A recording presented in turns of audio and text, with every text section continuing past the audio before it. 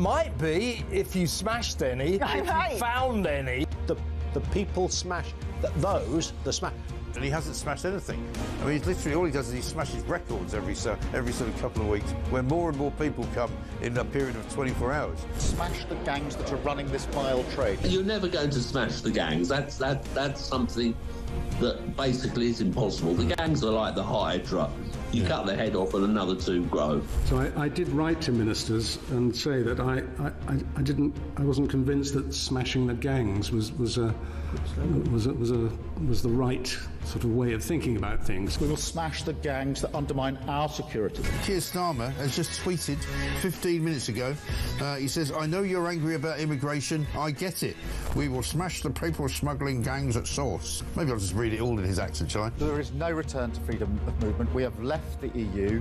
I do not accept that prevents us working with other police units here, with prosecutors here, to smash the gangs. Well, sure, the smuggling gangs are absolutely quaking in their boots now. Keir Starmer's on their case. Solving this issue, smashing the gangs, is that the impossible dream, Tom? It really seems beyond him at the minute, I have to say. We're going to get the evil people smugglers and we're going to smash them and we're going to put them in jail. That will solve the migrant crisis. Prime Minister Keir Starmer's promise to smash the gangs has resulted in just 5 convictions. Hurrah for operating small boats. So what he really wants to say is that this policy of smashing the gangs is a total and utter disaster. There isn't a cat in hell's chance that it's going to work. You It's just can't crap. say it. It's crap. That's what he's basically saying. I know you're angry about immigration. I get it.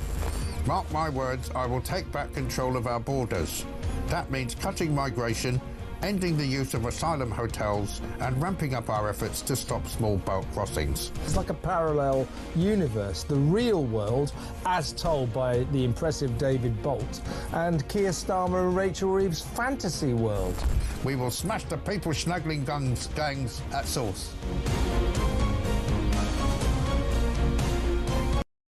Across the UK, on DAB+, on your smart speaker, on your smart TV, and on your side. This is Talk.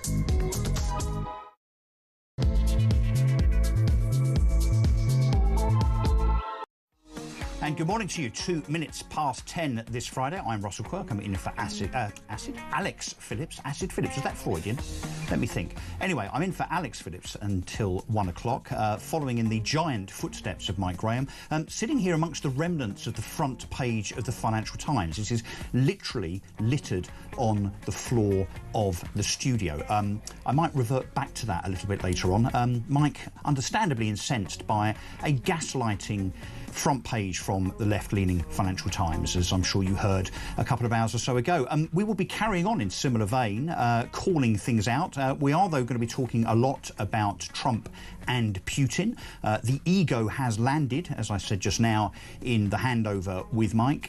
Yes, 2 jocks, I suppose you would call them, meeting in Alaska with a view to trying to instill peace with regard to the Ukraine-Russia war. Will it work, I wonder? Well, I guess it's probably better than nothing. Do let me know what you think. Do you think this is just a bit of posturing? Do you think this is just a question of egos?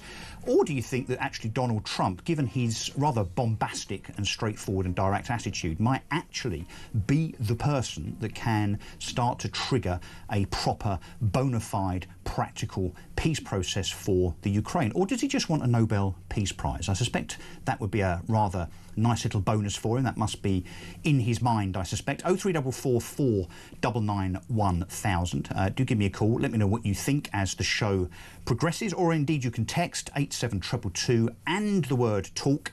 Let me know what your thoughts and opinions are. You don't have to agree, by the way. If you disagree, I mean, unlikely as that probably is, but if you do disagree, text, call 0344 499 1000, or indeed you can leave a WhatsApp voice note message on that number, 0344 499 1000. We're also going to be talking about this detestable and disgusting individual that I know Mike has discussed this morning, Parwiz Hanif, who is an illegal migrant. He arrived here on a boat. He's now residing at your expense in a Heathrow hotel, and not content with putting on TikTok to his 70,000 followers guidance with regards to how you, as an illegal migrant from wherever you hail from, can get across the channel and literally get to the shores of Dover with your hand out, ready for all those lovely benefits and trinkets that are going to be bestowed upon you by the British taxpayer. He has now also decided to put up a video that, and I slightly hesitate to say this, tells you how to kill your wife. Now, thankfully, that TikTok account has been taken down, but he has not been taken down. So Parwiz Hanif, as we understand it, is still sitting there, probably in bed as we speak, in whatever four-star hotel in Heathrow he is in, watching that 42-inch plasma screen, laughing at the government and laughing at you, the taxpayers. So we'll be talking about that and many, many other things. Lots of guests coming up. Obviously, we have the celebration today that is VJ Day, the celebration of the end of war. The war with Japan will be observing a 2-minute silence at midday, as you would expect, and hopefully you will observe that too. So that will be 2 minutes of me not talking. So you can, I'm sure, look forward to that at 12 o'clock. We'll be joined also by Kevin Asylum later on for a political roundup and so on. So lots and lots coming up. But first, let's get on with the show. Jack Elsom, political editor at The Sun. We're going to talk about, the Trump-Putin summit in Alaska, Jack, first of all. Welcome to the show. Hi, Russell, you're right. Yeah, very well. I guess, look, my straightforward question, Jack, is do you think this is actually going to make any difference? Is this just posturing? Is this just Trump on his way to what we know, I'm sure, is his penchant, his wish for a Nobel Peace Prize? Do you think it's actually going to make any difference? I don't know. I really don't know. And, often, it's not often words that come out of my mouth, but I think that, that is the million-dollar question at the moment. Trump is clearly, like you said, and it has been a bit of a difference in the lifetime of Donald Trump's presidency, because in the first term he was in office, and when he got elected, it was all still about America first, and we're not going to be getting involved with the world's wars. And there is still an element of that. He's saying that he saved the American taxpayers a lot of money in terms of support for Ukraine. But he does now, I think, really quite like getting involved in solving these international disputes. Yesterday in the Oval Office, he was basically bragging about the fact that he solved 6 wars, as he put it, in the 100-odd days that he's been in the White House. And I think that he sees the Russia-Ukraine war as the ultimate challenge. I think that there is real impetus on his side to want to get this done, not just because of a of the Nobel Peace Prize, although I do think that's definitely a large element of it. But I think that he does generally want sort of the kudos of having solved this. Putin, on the other hand, I mean, what does he gain from settling at this point if it is not big territorial concessions from Ukraine? Well, but Jack, there's bound to be a territorial concession. I mean, there's no way that this ends. We're now 3.5 years in.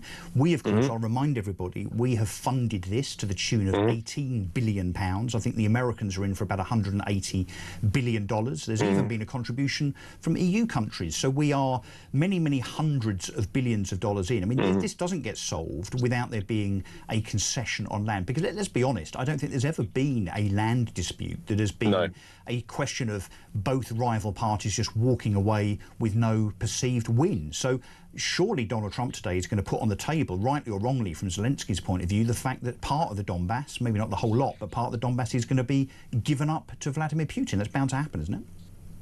Yeah, there's 4 battleground regions in the east, which are really sort of at the heart of this, and they're going to be at the crux of any negotiations. You've got Kherson, Luhansk, Donetsk, and Zaporizhia, and it's those regions there which are going to be, I think, the cards on the table. Now, no matter how uncomfortable and unpalatable it is to those of us in the West who have sort of supported Ukraine throughout this war, you are right that land swaps, as Donald Trump calls them, are going to have to be a feature of these discussions, because you're right, Putin is not going to walk away with anything less. And even though Zelensky in the past has balked at suggestions that he could have to, in some way tweak Ukraine's borders, I think that for the price of peace, that is going to be what he's going to have to stomach, no matter how unpalatable that is to a lot of us, because you're right. No war has ended in the history of humankind. Either a total annihilation of one side, which isn't going to happen, is currently stacking a quagmire, or a negotiated settlement. And as as horrible as it is, Russia is still a massive military power that dwarfs Ukraine, and Ukraine have been incredibly brave, and they've been incredibly valiant in being able to repel the Russian war machine to a large extent. But the idea that they're going to be able to take back all of these when Putin does not care the amount of bodies that he can just fling in the meat grinder is a massive strength in terms of Putin's negotiating arsenal. Surely Vladimir Putin needs a door to reverse out of with dignity. I mean, let's be clear that whether it's Trump, Zelensky or Putin, this is a question, this is a negotiation that includes and is specific to egos. This is the trouble with us fellas, isn't it, Jack? That we seem to put ego at the front of everything that we do, particularly when it comes to wars, posturing, land, and so on. So this is a question of understanding almost the kind of behavioural dynamic, I think, of the three people involved. We have to allow Trump to have some kind of diplomatic victory here.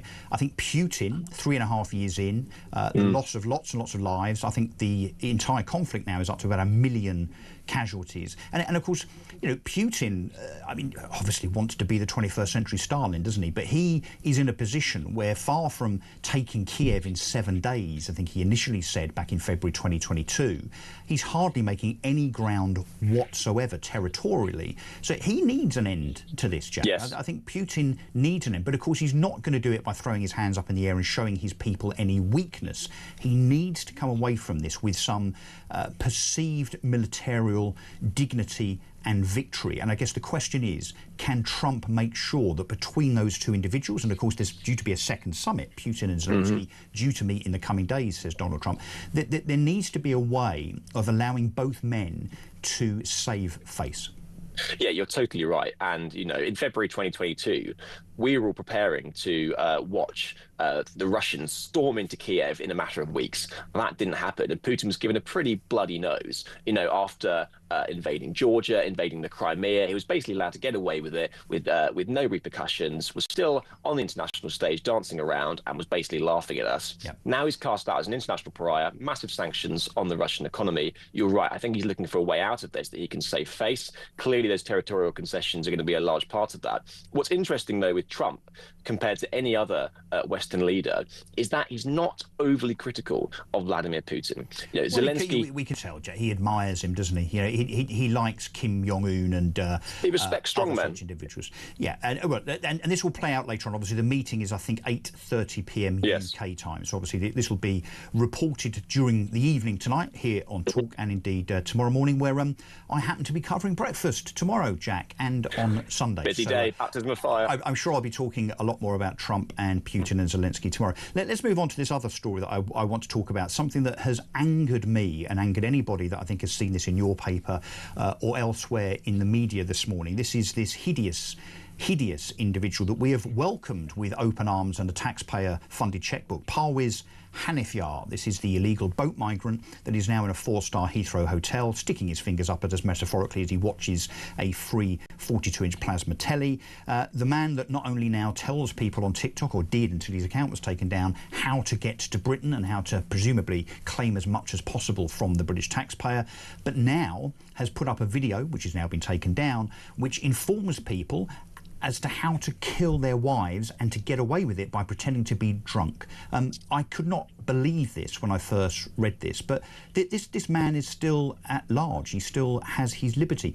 Surely there is a way of bringing this man to justice and kicking him out of the country. Well, you'd think so, but I think that, that while this story is incredibly shocking, I've said it on the show many times before, people just aren't surprised anymore just because of the scale and the depth of this crisis.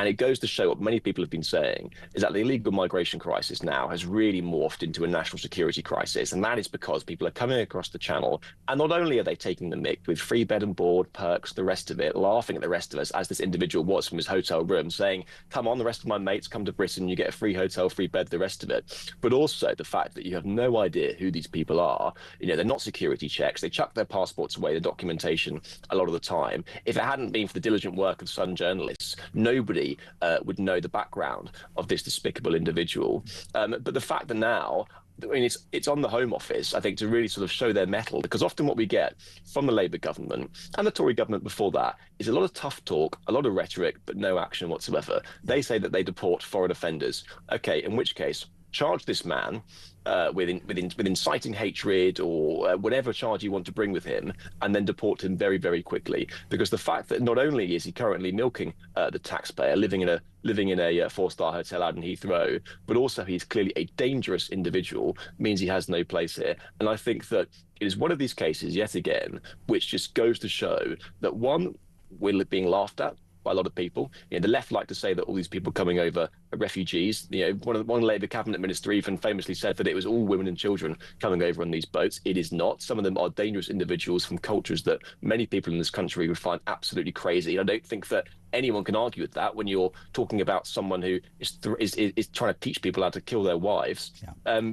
But also, it's just an incredibly expensive problem now as well. And I think that the patience has just snapped. But Jack, this is off the back of, do you remember the individual that came over on a boat and videoed himself and the tattoo of an AK-47 that he had on his cheek and made it very, very clear in that video that he was coming to assassinate Nigel Farage. This was only a few weeks ago, and it was only because of journalists like you and yours at several newspapers that managed to track that individual down and to have that individual removed. If it had been left to the authorities, whether it be Border Force or indeed the police, nothing would have happened. So it was only media pressure. Can you imagine if this Parwiz Hanifiar was, I don't know, Penny Jones from Epping that happened to be protesting outside the Bell Hotel because of her concern over migrants and the effect of their alleged crimes on the area and their children, that Penny would already have been arrested and would probably be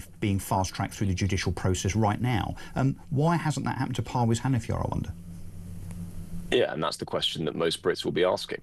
I think that the Home Office, didn't even know about this individual before we went to them yesterday, despite the fact he's staying in this hotel. They didn't know the identity. But Jack, we also hear that the Home Office are monitoring, people like me, because I talk about immigration and migration and the fact that there's a higher propensity amongst some nationalities that come to this country to commit crime. So I am being monitored by apparently an elite security snooping service, but yet they're not snooping on people that are coming across the channel providing TikTok videos to explain how to kill your wife and only get 7 years as a consequence, then go off and marry somebody else. It does seem to be a little bit of a topsy-turvy security approach, doesn't it? Yeah, you're totally right, because the security checks on people that come across the channel are essentially non-existent. And the fact that, But on us as the population, they seem to be more and more onerous. Yes, totally. And Jack, talking about onerous, Birmingham City Council, I'll remind everybody, by the way, Birmingham City Council, which is a Labour-controlled council, is bankrupt. So it has run out of your money, if you're in Birmingham, taxpayers' money, has decided to spend time, money and resource on something they believe to be very, very important, which is the removal of dangerous flags. Now, you might have seen over the last couple of years lots and lots of Palestinian flags in support of Palestine and indirectly, you could argue, Hamas, littering the lampposts and the streets of Birmingham. They are still up. They've been allowed to fly for the last 2.5 years or so. However, some patriotic people in Birmingham have decided to put the Union flag, the Union Jack, as some might call it, onto lampposts throughout certain more wealthier areas of Birmingham City. And Birmingham City Council are now spending that time, money and resource removing the British flag from lampposts on British streets. You couldn't make it up, could you, Jack? Yeah, on VJ Day as well, we're hearing about this story. It's absolutely extraordinary. And it is, I think two-tier really is the word of the year so far, because it is just seems to be infested now in every, walk of life, whether it is the justice system, whether it is policing, whether or not it's councils tearing down some flags but allowing some more to stay up. It is just absolutely extraordinary. Most people in this country are patriotic. Most people in this country support the idea of putting up the Union flag, the flag of St George, especially on a day where we are, remembering, the war dead from the Second World War.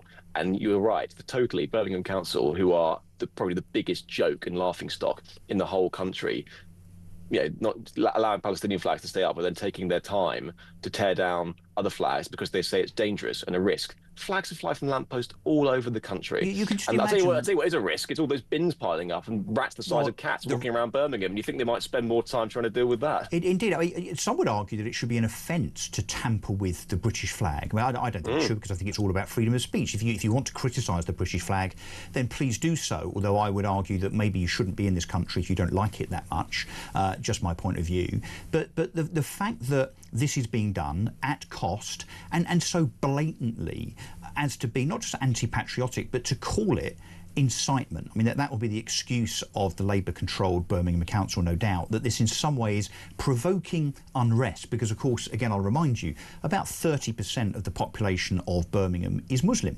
Now, those majority of those Muslims will have absolutely no problem whatsoever with the national flag of this country that they have decided, or their ancestors decided to come to, flying in their city. But some do-gooder councillors have decided that it's hateful, that it's insightful, that it's in some way provocative. In the United States, can you imagine the same thing happening? Can you imagine all of those yard stars and stripes that proudly adorn front lawns and civic buildings and so on? Can you imagine in the United States if a local authority or a local community organisation said, you've got to take the stars and stripes down because it might offend, I don't know, Hindus, Jews, Catholics, whoever? I mean, it would be laughed at. But here, we almost kind of accept it. Particularly in these Labour-controlled areas, that it's okay to denigrate the British flag and to be the opposite of patriotic, just in case it upsets a few people. Yeah, because in American schools, they are taught to be patriotic and to worship their flag. In this country, in recent times, it's become almost fashionable to hate this country, or to say you hate this country. Now, I do not think that is where the majority of the British people are. I think the vast majority of the British people are very patriotic and proud to live in Britain and proud of English heritage, proud of British heritage and the rest of it. Lots of people who come over here from different countries, also incredibly proud to live in Britain. Lots of people I know come over from different countries and also adore living in this country. That is fantastic. That is integration in a nutshell. But there are some people, obviously, who do not like this flag. And listen, even if they don't like this flag, fine. But part of this culture and part of this country is the right to offend. And if you are offended by something, which is being displayed in a public place, then suck it up. Tough. You can criticise it if you want to, but you can't tear it down. I think, especially if you're paid by the taxpayer. It's one thing exercising your freedom of speech and criticising Britain, even if it is the country that you've chosen to live in, and the flag. It's quite another when a local authority, which is almost an arm of government, society, culture and so on, deciding to take down the national flag. And at the same time, by the way, there's lots and lots of councils across the country that think it's fine to stick up pride flags at great expense. Now, again, I don't have a particular issue with that, but I think local authorities need to make their minds up when it comes to flags. You can't pick and choose which ones are okay, which ones are appropriate, or indeed which ones need planning permission. I think, and I know this is something that certain politicians on the centre-right of the political spectrum have said, I think actually it should be mandatory for the Union flag to be flown outside, for instance, our government buildings, our local authority buildings. We should be proud of the fact that not just we're British, but this is Britain. Used to be Great Britain. Do you remember that, Jack, when it used to be Great Britain? Indeed. On the first point, I think that the council have actually even had the temerity to say that it was dangerous to hang these flags from lampposts. I mean, sorry, we've hung flags from lampposts for decades now. And what's the rationale that they might fall on someone and I don't know, just cause them some inconvenience? But the Palestinian flags, are they in some way lighter or less likely to cause harm or damage? That can only be the reasoning, couldn't it? I mean, it's a pathetic excuse. We all know what this is. It's appeasement, and it's people worried about the vote. They perceive that anything British, anything patriotic, whether it's the St George's Cross or the Union flag, Churchill, Thatcher, Parliament, Buckingham Palace, the Commonwealth, and so on, all of these things are offensive to certain people, that they are desperate to have vote for them, particularly those on the left, because of course the left vote has now split, because obviously you've got the Labour Party now being taken on by Corbyn, and many front bench ministers, cabinet ministers, of course, the likes of Angela Rayner, Jess Phillips and so on, just so happen to have constituencies that are largely made up of Muslims, and they also have very, very slim margins. That's probably not a coincidence, is it? No, you're right. And what we have seen, in the past few years, especially since the Israel-Gaza conflict, is a constituency of British Muslims who vote along sectarian lines. We essentially saw 5 members of parliament come in at the 2024 general election who are essentially personified as Gaza independents. We saw many councillors essentially on their platforms put forward a sort of policy platform and a manifesto which was essentially pro-Gaza. And so there is now a large constituency which many sections of the British party system, especially people in the Labour Party who traditionally have benefited from the 5 million Muslim votes, are going towards. And we know that Birmingham is a Labour-run council.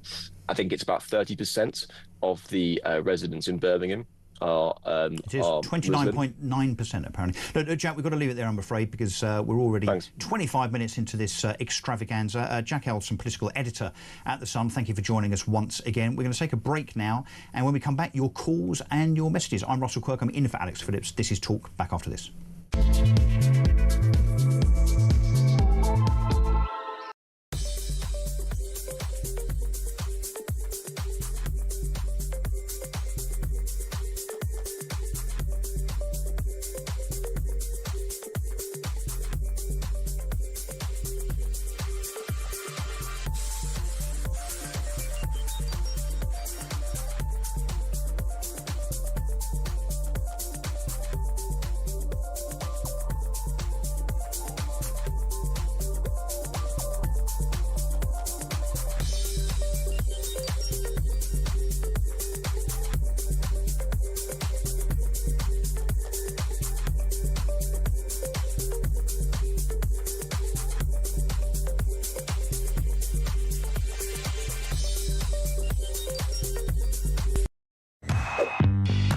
I am not hopeful that there's going to be any big grand resolution. I think that there's going to be a lot of discussion about Ukraine, Russia, but I think that a lot of the topics are going to involve the relationship diplomatically, business-wise between the U.S. and Russia. Yeah. We have had, you were talking earlier about China, we have had the, unprepared resolution of pushing Russia closer to China. And now we're doing the same thing with India and others because of our policies.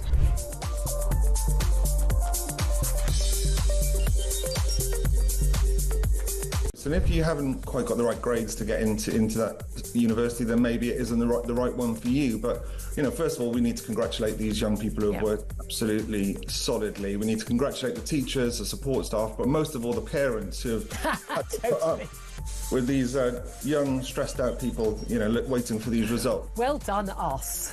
Absolutely, well done, us. And I don't think it was that long ago, Julia, that we would have been receiving our results. So, we can kind of think back. Across the UK, on DAB+, on your smart speaker, on your smart TV, and on your side. This is Talk. Welcome back. 27 minutes past 10 on this Friday. I'm Russell Quirk, in for Alex Phillips. This is Talk, and you are talking. We've had a number of calls. Thank you. 0344 499 1000. On any subject you like, really, but particularly we are talking about the Trump-Putin summit in Anchorage in Alaska, which kicks off at about 8 to 8:30 this evening, where Trump will be attempting not only to provide peace in the Ukraine, but also, no doubt, a Nobel Peace Prize. That's probably part of his gambit, isn't it? So lots of calls coming in. Thank you for that. And also text messages. Let me just read you a couple so that we don't get behind. Heather Sewell says, our country should put up our flag and be proud to be British and be patriotic to our country, and this Labour government and councillors are not patriotic to our country. Well, I think that's very, very clear from the actions at Labour-controlled Birmingham City Council, isn't it? Having the audacity to take down the national flag of Great Britain because they think it might be offensive. Peter Stone says he compliments me, but I'm not that conceited that I'm actually going to read out the compliment. It's Zelensky who wants the war to continue. He doesn't want peace. He is playing Starmer and Europe. He's a complete fraud. When was the last time he spoke of the human tragedy? When has he talked positively about peace deals? And I will guarantee you later that he will say something negative about this meeting as well. He's just a two-bit comedy actor posing as a world leader. Zelensky needs to be deposed if there is to be peace. Wow, strong words there from Peter Stone. And also, Craig Brown says, where were these unpatriotic councillors when Downing Street displayed 2 St George's flags as Angela Rayner welcomed the English women's football team after winning? They weren't concerned about the flags then, says Craig from Sunderland. Well, yes, they need to get their story straight, don't they, in terms of flags? But I'm certainly of the view that the British flag, whether it's the English flag, which is the St George's Cross, or indeed, the St David's flag if you're in Wales, St Andrew's flag if you're in Scotland, or indeed the combined Union flag, they should be mandated to be flown on public buildings, don't you think? It's about time we stopped being ashamed of our flag and ashamed of our national identity. We can't let the woke left denigrate our identity, our flag and our institution, can we? 0344 499 1000. Andrew from Hertfordshire has rung that number. Andrew, thank you very much indeed for calling Talk. How are you this morning? Really good. It's a crackerjack of a statement you just made there. Remember, sooner or later, we'll have the flag of Russia flying above every building in this country. Well, I was going to say, or the Palestinian flag, but that's already up and not being taken down by Birmingham City Council. Yeah, remember, that doesn't define an area.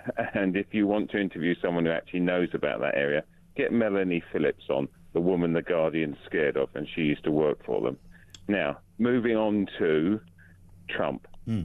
Zelensky has the ultimate power because he can walk away from the negotiations. If you don't like what Zelensky's doing, look at that poor woman in Salisbury. She died. Look at that poor man who died at the Arsenal Stadium. We're at war with Russia. This is not a game. They're going to kill people in Ukraine, and then they're coming after the other Baltic states. Putin is a liar, he's a butcher, and he's a murderer. And if you think that Zelensky should give in to him because some clown who sprayed orange, who sent a real estate agent, Kirsty Allsop, God bless her cotton socks, to negotiate with a man who was taught to negotiate by the Russian Secret Service. Are you out of your mind? So you don't think an estate agent that negotiates 2 or 3% off the price of a house on Channel 4 is a worthy negotiator when it comes to the world stage? No, I might agree with you. Although Kirsty's great, by the way, but Henry Kissinger, she is not. No, we're not. It's a move forward. This is a nothing meeting. Why do you think they're having it? Is this just PR? Is this just posturing, particularly on the part of Trump? Is that what you think? Because he has given in to the bully Putin repeatedly. He's got nothing in return. He's threatened him, and he's been played. It's just like one of these tragic people that's in a terrible relationship being beaten by an abuser. All the time they appease them and they get beaten more. All right, so Andrew, Trump is weak. What is the solution? If the solution is not the meeting this evening between Putin and Trump, and then a later meeting between Putin and Zelensky, if it's not about some kind of land deal, a concession, if it's not about giving up some minerals to the Russians from the Ukraine, if it's not about also Trump, it seems, reading the newspapers this morning, is prepared to give some minerals up in Alaska to Russia, bearing in mind Russia used to own Alaska until about 1879. What is the solution? Because what we can't do, Andrew, is to carry on like this. We are hundreds of billions of pounds and dollars in. There's an absolute stalemate. People are still being killed. We're up to 1 million casualties, huge financial cost, and this war is not going anywhere. It is a literal stalemate. So I guess some would applaud the fact that at least Donald Trump, as the so-called leader of the free world, the man perhaps with the greatest kudos of all world leaders just by the very nature of his office, maybe not him as an individual, some might argue, but the nature of him being president of the United States, he's intervening, he's trying to move the dial. Do you not give him any kudos, any credit for that? No, expel all Russians back to Russia. Sorry, expel all Russians where from? Any countries back to Russia. Well, all Western countries. But even those that don't agree with Putin? Yeah, 100%. Get them back there. But they'd all be killed. Yeah, they'd be thrown off of buildings and out of windows, wouldn't they? Yeah, that's true. But sorry, Putin's such a nice person. Now, come on. Well, no, but that's not the point, Andrew. What I'm trying to get to is how do we solve the problem of two countries being at war with each other for 3.5 years at great human and financial cost? Because we can backbite about Putin's character and Trump's character, many people would agree with you. I'm about solutions. How? Because the only way you get this done, I'll tell you, right? The only way you get this done, you talk about Zelensky being able to walk away. If you turn the money off, turn the tap off, both from the UK and the US and indeed the EU, Zelensky will have to give in to some kind of peace deal which concedes some territory of the Donbass. That's exactly what needs to happen. So I suspect what happens over the next 4 or 5 days, given that there's going to be a second summit between Zelensky and Putin, is that there is a deal mapped out that involves territory being given to Putin, for sure, and as a consequence of that, they will put that to Zelensky, and if Zelensky doesn't like it, they'll turn the money off and force him to the table. Don't you see that that's what's going to happen? Yeah, and remember, Putin signed a deal, and what you've just done there is you've appeased the bully. At the end of the day, once Russia has got the area of Ukraine, the people in Poland are next. And I would urge you, Russell, to get the book First to Fight. It's the story of the start of the Second World War and what happened to Poland. If you read that book, you'd be well informed. At the moment, everybody is eating the bully. A no-fly zone over Ukraine and fund them and sanctions on anyone. Send all the Russians back. Andrew, I hear you. You're obviously very, very passionate about the subject. Look, we're going to take a break now. When we come back, we're going to be talking to Sean Pinner, who knows about this stuff, because he's a former Ukrainian Marine and ex-British soldier that got captured by the Russians. So he's certainly going to have a view on this. This is Talk. Back after this.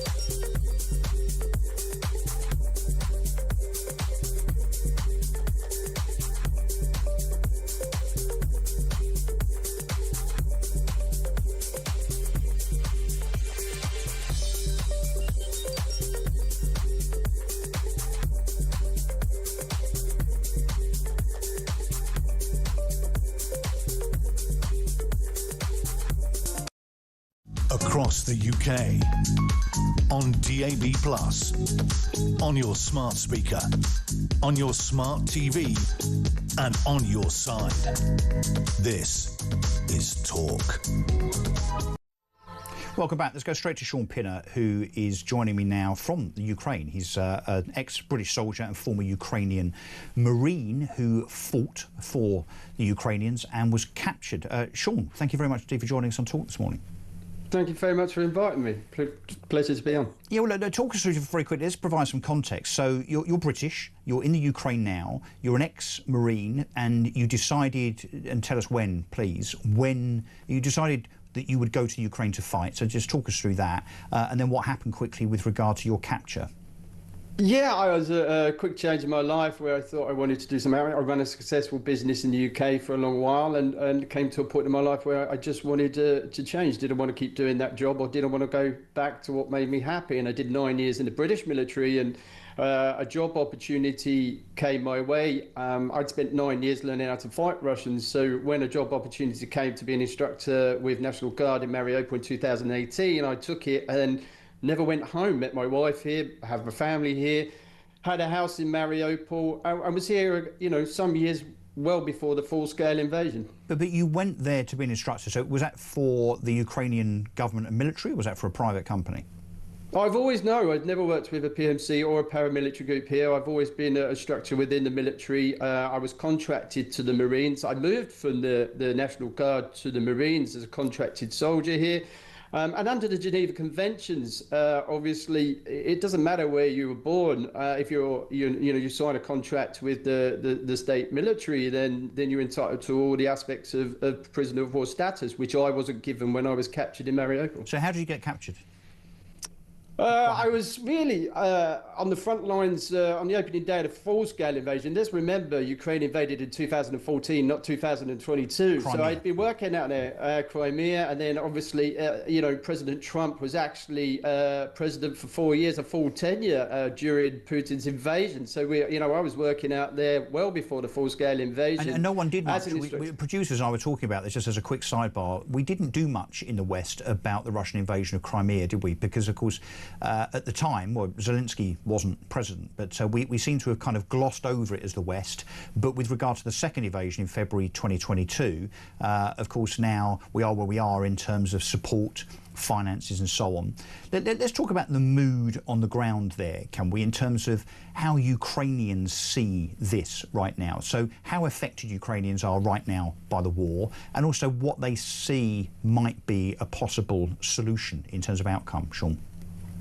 Well, we're extremely tired. I work now with a charity group pulling, casualties off the front line and helping with the evacuations. And, it surprises me the will to fight. People are still going back even after captivity or after being injured. They're still going back to the front lines because people are defending their homes, their houses, their lives, families. And they're European and West looking. I learned Russian myself when I first came to Ukraine, not Ukrainian, because of the geographic location where I live. Many people, I still speak Russian in Dnipro, but many people are tired. We're tired of the war. Remember, Ukraine didn't want this war. They never asked for it. They were never going to invade Russia. This is an imperialistic agenda. To see over 25,000 people, including women and children, massacred in Mariupol. It's a really bitter pill to swallow to see, Russia now landed on American soil. So, the will to fight's still there. We're extremely tired, but I think the mood on the ground is a lot of distrust for the Trump administration. Look at the rhetoric. Look at just Monday's press conference, which looked like it was sponsored by Russia Today, RT, state-run media. So, we don't have much optimism. So, Sean, the people of Ukraine, so the public, the people that you see and speak to on a daily basis, do not see Trump as the saviour here. What do they think? They don't think there will be a positive outcome, I guess because they realise that some territory will have to be given up, and presumably they resist that based on that determination that you were just talking about. So they don't see hope here in terms of Trump's involvement. No, look at the rhetoric on Monday. I mean, I just touched on that, but look at the rhetoric on Monday. I mean, it was concessions, and Ukraine has to make concessions. And, Trump's gone as far as to say that, Ukraine is responsible for the invasion. How's that, oozing positivity for the Ukrainian nation? I mean, it's distrust. Well, I guess that's part of Trump's negotiation tactic to try and appease Putin. I don't think there is a negotiation tactic. I think initially I thought he was being walked over. Look at the PR today already. This is a massive win for Putin. It's a massive win for the Kremlin. You've got Lavrov turning up in his Soviet-style CCCP football shirt. You've got Dmitriev tweeting on the plane like he's going on a summer holiday to Miami. It's massive for the Kremlin. It's massive for Russia. It's given Putin everything he wants. So you think Putin's already seeing the fact that he's in the room with Trump, and effectively Trump is negotiating with, again, I'll choose my words carefully here, but it reminds me of the old saying, do not ever negotiate with terrorists. Certainly in the Ukraine, you would see Putin as a terrorist, wouldn't you? So absolutely. Should Trump be negotiating with him? You would argue no. Will there be, and will he see Putin? Will he see it as a victory for him and for Mother Russia? Well, yeah, I guess so. But I guess on from that though, Sean, again, with the caller that I just spoke to just now, I'll ask you the same question. If all of this is just theatre, if all of this is just performative and it comes to nothing, particularly obviously if the things that are put on the table in terms of negotiation and solutions are rejected by Zelensky, as they may well be, what is the solution? How do you stop this war that's now 3.5 years in, 1 million casualties in, and hundreds of billions of dollars in? Well, it's over 5 years, 9 years for Ukrainians, not just the last 3.5 years. So we've been fighting this war for a very long time. And part of what I've been doing is trying to really illuminate this war well before the full-scale invasion, to tell people we were going to be in this situation, which, we are. How do we solve it, Sean? How do we solve it? Well, we've got to solve it. What are people on the streets of Kiev saying in terms of what the solution is? Well, with missed opportunities, look at the year-long artillery ammunition drought we had. We've not had the support from not just America, but just from Europe. I mean, it's been few and far between. The 65 billion held up by Trump. You know, we almost didn't have a Ukraine last summer. We've been in this situation before. So to move forward, to try and solve it, we should have brought in a deterrent force, when we knew that North Koreans were here at 30,000. What do you mean by deterrent force? You mean Western boots on the ground? Is that what you're suggesting? Western boots on the ground. We should have been all the way up to the Dnipro River. But that would have escalated into a third world war, Sean. No, Russia's escalated this. Russia's brought in North Korea. Russia's invaded. No, I don't disagree. This is the thing. We're looking at this from wrong. We're always pulling back. We're always worried about escalation. No. But your solution, Sean, with respect, and I say this from a position that I desperately would love to see a way forward in terms of there genuinely being a solution here where Zelensky and Putin can walk away from each other. I think they have to do that as men with big egos with some dignity somehow. I think Trump is seeking to do that. So I say this with good intention, but escalating on the part of the Ukraine with Western boots on the ground and another $300 or $400 billion and more rockets, more missiles, more jets, more tanks, I don't think that's the solution. How can it be? Do you really think that you'll beat the Russian army, albeit that they're a very, very weakened entity? And I think actually, to Putin's embarrassment, he has actually demonstrated over the last, to your point, since 2014, how kind of diluted and ineffective the Russian military machine really is, despite the rhetoric that the big bear is something to be really, really concerned and scared of. That's clearly not the case. But I come back to the point. Over and above escalation, regardless of who provokes that escalation, we've got to find a solution. What's the solution? Putin's not going to stop. How can you have a solution where one man doesn't want to stop? He thinks he's got battlefield advantage on the ground here already. He thinks he can take it by force anyway. So this is where this Alaska talks are pointless, because he's just going to keep going. He was ballistic missiles yesterday. He was using a bomb this morning. Cruise missiles. It's not going to stop. And if he takes Ukraine, he's not just going to have the forced population. He's going to bring into the military and then turn on NATO and turn on Europe. What he's going to do is all those innovations that we've marvelled. You think he'll take on NATO? He's just not going to do that. If he wins in Ukraine, he will do. And it's going to bring it 6 hours from the capital of Berlin by car. If he takes Ukraine, you're going to double. That would be a suicide mission, and he knows it, and everybody else knows it. That would be an absolute suicide mission. It's not going to be suicide, because all those innovations that you marvel at on the battlefield that Ukraine are actually doing are now going to be in Russian hands. He's going to have the whole economy. He's going to enforce and forcibly conscript every fighting age male from Ukraine into the Russian military if he wins it.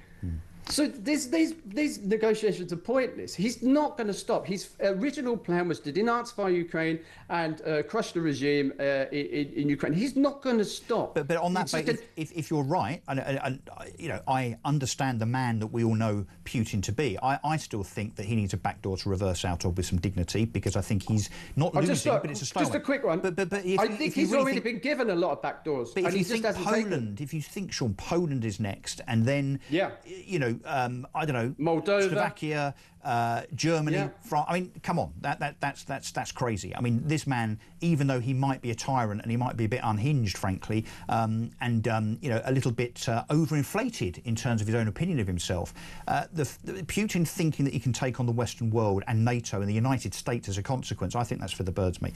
Look, Sean, thank you. I'm not disagreeing with you, by the way, as such. I'm just trying desperately to find a solution that isn't chest thumping, that isn't the likes of Putin, Zelensky and now Trump being fraternity jocks, basically preening themselves, and as a consequence of those egos being inflated and provoked even more, we don't get anywhere. We just simply don't get anywhere. And in the meantime, more lives lost, more casualties and more money spent. We've got to find a solution. And I, for one, look, I might not have the faith that perhaps we should have in the dealings later on today between Putin and Trump, but I have some faith. Sean Pinner, former Ukrainian Marine and ex-British soldier, thank you very much indeed, seriously, and I hope you come back on again, because you make some very, very good points indeed. Between us, maybe put me and Sean in a room, maybe eventually we'll come to the solution that no one else has been able to. Going to take a break, and when we come back, we're going to be talking about NHS waiting lists, because they've gone down. Oh no, they haven't. 0344, by the way, 499 1000 if you want to get involved. I'm Russell Quirk, this is Talk.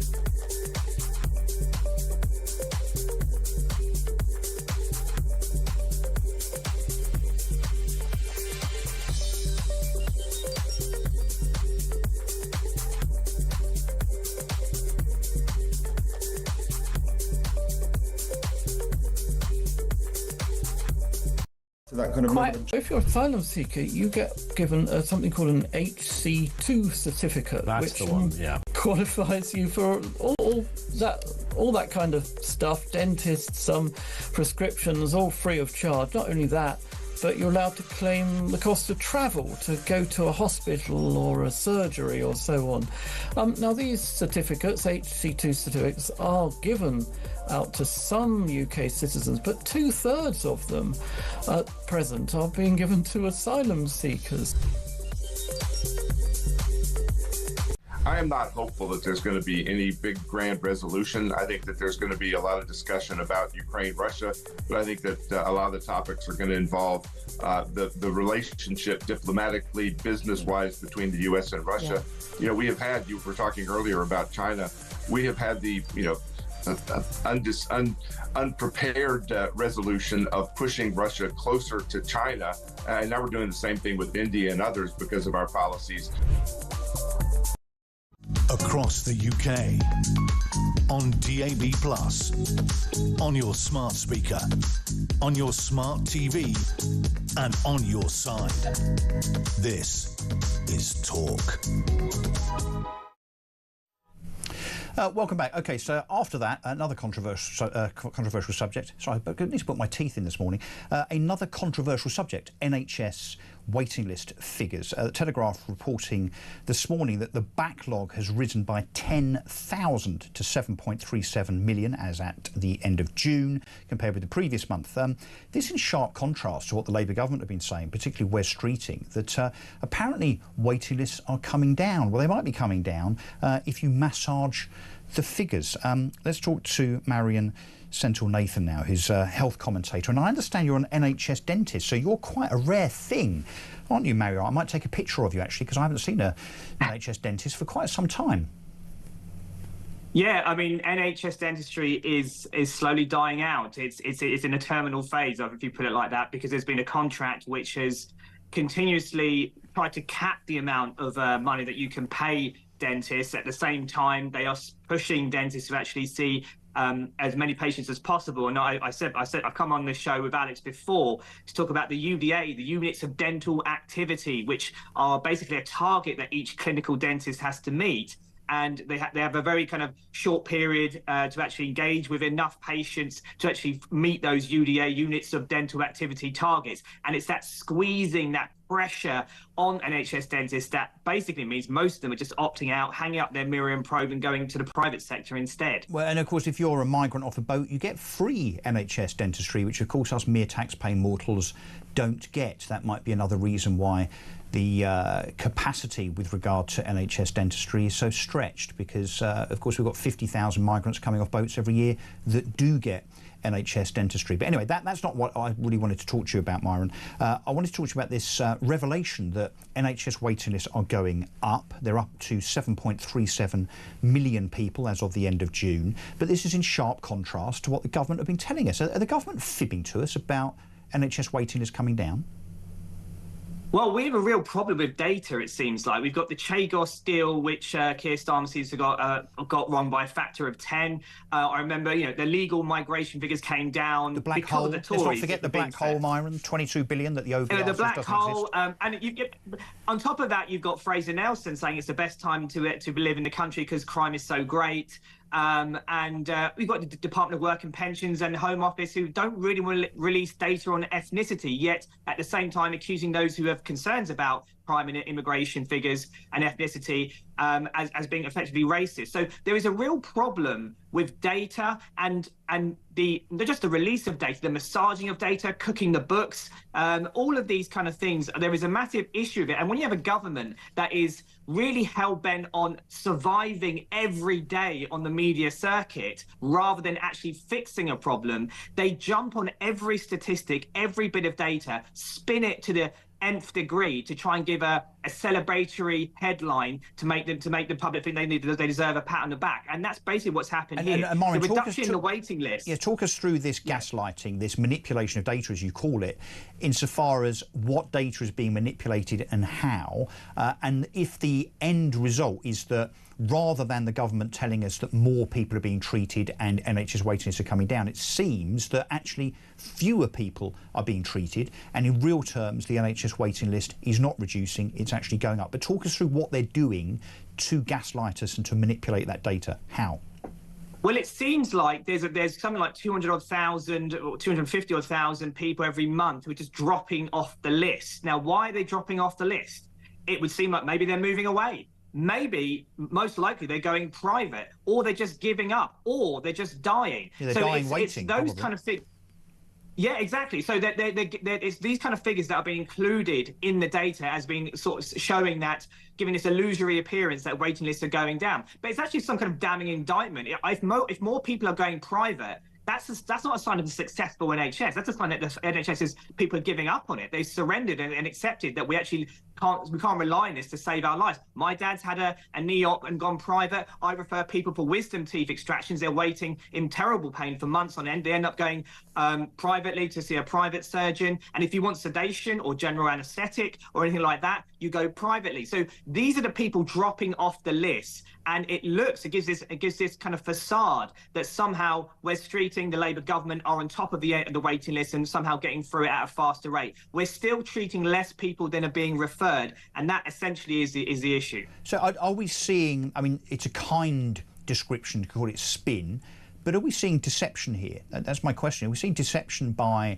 our Health Secretary, Wes Streeting, in terms of selectively looking at manipulated figures and trying to kid us that 13 months into this Labour government, that one of the things that they can tick as achieved is a reduction in waiting lists? You're saying that in actual terms that is not happening and Wes Streeting is lying to us. I would say deception might be a strong word. Isn't it deception, though? Isn't it deception to say that the waiting lists are coming down due to their efforts when actually it's only people that are moving away? Presumably it's all those millionaires that are leaving, 16,000 of them, by the way, this year, because of Rachel Reeves' tax regime. So people leaving, people dying. I mean, it says here in the Telegraph very, very clearly that there were 100,000 people treated in June. That was up 2% on the year before, so very, very small ripple of applause from me. But 141,000 patients joined the waiting list. So there's 40% more people joining the waiting list than being treated. How on earth, therefore, can even Labour maths add up to the waiting list reducing? He's lying, isn't he? So I would say deception is worth putting in there when if they want to present a picture that the NHS is somehow improving and getting back on its feet. That is a deception for sure. And an exploding population, people living longer, waiting lists are growing, and we're not, as I said, we're not treating enough people relative to the number of people being referred. But the thing that really gets me is things like they have this 12-hour wait for A&E before you get into a bed, and that apparently has improved by something like 1%. But my gosh, that's 12 hours that you have to wait in A&E to get. That's the benchmark that we're measuring the NHS on. And it's things like that that really get me. In the same way where we're surrendering to just kind of shoplifting, petty theft in shops and so on, we're kind of surrendering to the most lowest standards of the healthcare system and then celebrating when we make an improvement by 1%. Yeah. I think that's the sort of thing that bothers me. Well, and we're our first world country. And Myron, let's also look at the amount of money that's now going to the NHS. So, you know, the fact that 2% more people are being seen, well, there's a lot more than 2% more going into the NHS budget. So it seems that the money going to the NHS, shock, horror, surprise, surprise, the money going in is disproportionately more than the effect it has in terms of those people that are then treated as a consequence. So it turns out money is not the answer. No, and when Wes Streeting kind of before he kind of got into office, he did a kind of tour, I think, of Australia. And then he seemed to really kind of get his ear to the ground and understand how that system worked. That's a hybrid system with like a Medicare as a baseline from with the public sector, and then an insurance top-up and a private top-up on top. And they have much better outcomes. It's 10% of GDP that they're spending on healthcare as opposed to nearly 12% with us. Myron, I've got to cut it short because we're going to go to news. One very, very quick question, a very quick answer if you don't mind. Have the doctor strikes affected the ability of the NHS to treat patients in terms of waiting list length? I would say so, undoubtedly. It has to have done. Yes, without a doubt, I would say. Funnily enough, when loads of clinicians go on strike and decide not to work, it has an effect. I would suggest that's the problem rather than money. Myron, Sentinel, Nathan, thank you very much indeed. I'll be back after the news. I'm Russell Quirk.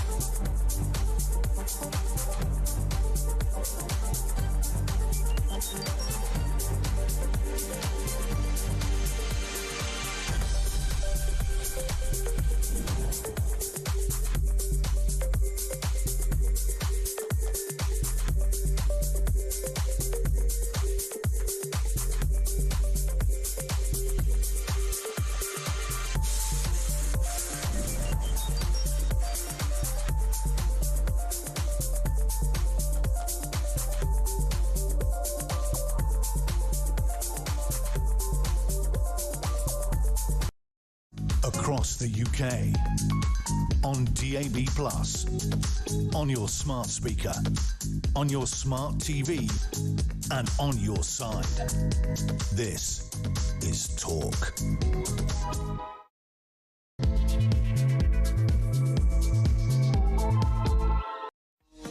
Welcome back. I'm Russell Quirk. I'm in for Alex Phillips here till 1 o'clock. And I'm now joined by Kevin O'Sullivan, who some of you might be familiar with. He is of this parish. He does a show in the evenings. But it turns out, Kev, you might be on a bit earlier than billed, it seems, mate. Indeed. I've been shifted to cover for Ian Collins, who's had to take the day off due to a family emergency. So I will be on straight after you at 1 p.m. And you better hurry up and get in. Exactly right. So if we could make this interview about 30 seconds, it would help. Right, let's talk first of all. Can we talk first of all about Labour maths, just very, very quickly? So I don't know if you heard my conversation just now with Myron about this gaslighting from Wes Streeting, insofar as him having previously told us that the NHS waiting lists are going down because we're such good managers and we've put loads and loads of money into the NHS. It's all good, nothing to see here. Turns out that might actually be a bit deceptive. In fact, I'd go as far as to say, Kev, I think it's another Labour fib, isn't it? Yeah, they've got a system going on. I mean, this is their big boast. We are, as Quirk, we are bringing waiting lists down. Well, here's what they're doing. People who've been waiting for a long time have suddenly been given appointments. You know, they've been waiting for 6 months sometimes. And suddenly they've all been given an appointment. So they go, oh, I finally got this appointment. It's in 2 weeks' time, or it's next Wednesday. Then, so then they're taken off the waiting list. And the day before their appointment, they get another letter or another email saying, unfortunately, your appointment has been cancelled. So in other words, they are artificially... So it's a manipulation of the numbers?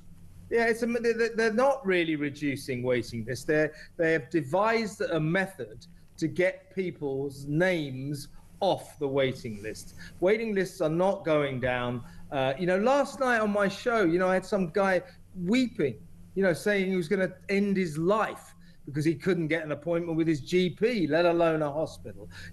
The suggestion that Labour are really getting to grips with this massive problem is just another Starmer streeting lie. Yeah, well, Wes Streeting should be ashamed of himself. You've got people like that ringing into a show that are genuinely in peril, from an illness point of view and no doubt, obviously, from a mental health perspective, while Wes Streeting is falsely trumpeting the fact that NHS waiting lists are coming down when you've got people like that suffering.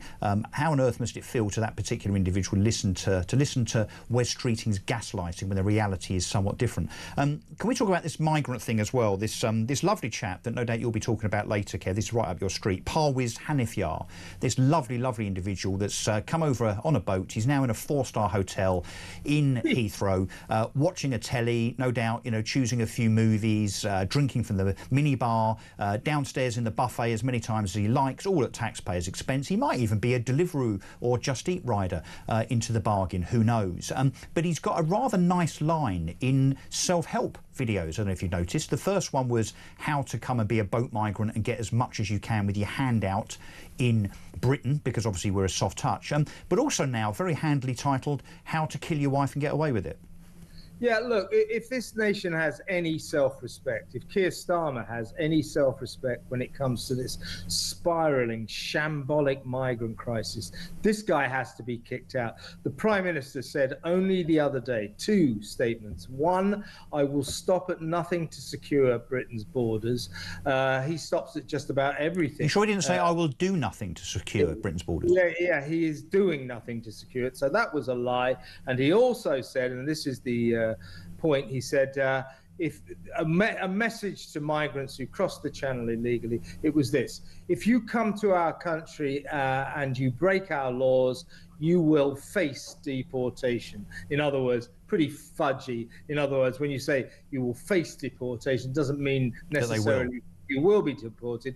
But given he's made that statement, here's your chance, Keir. This guy must surely not face deportation. He must be deported.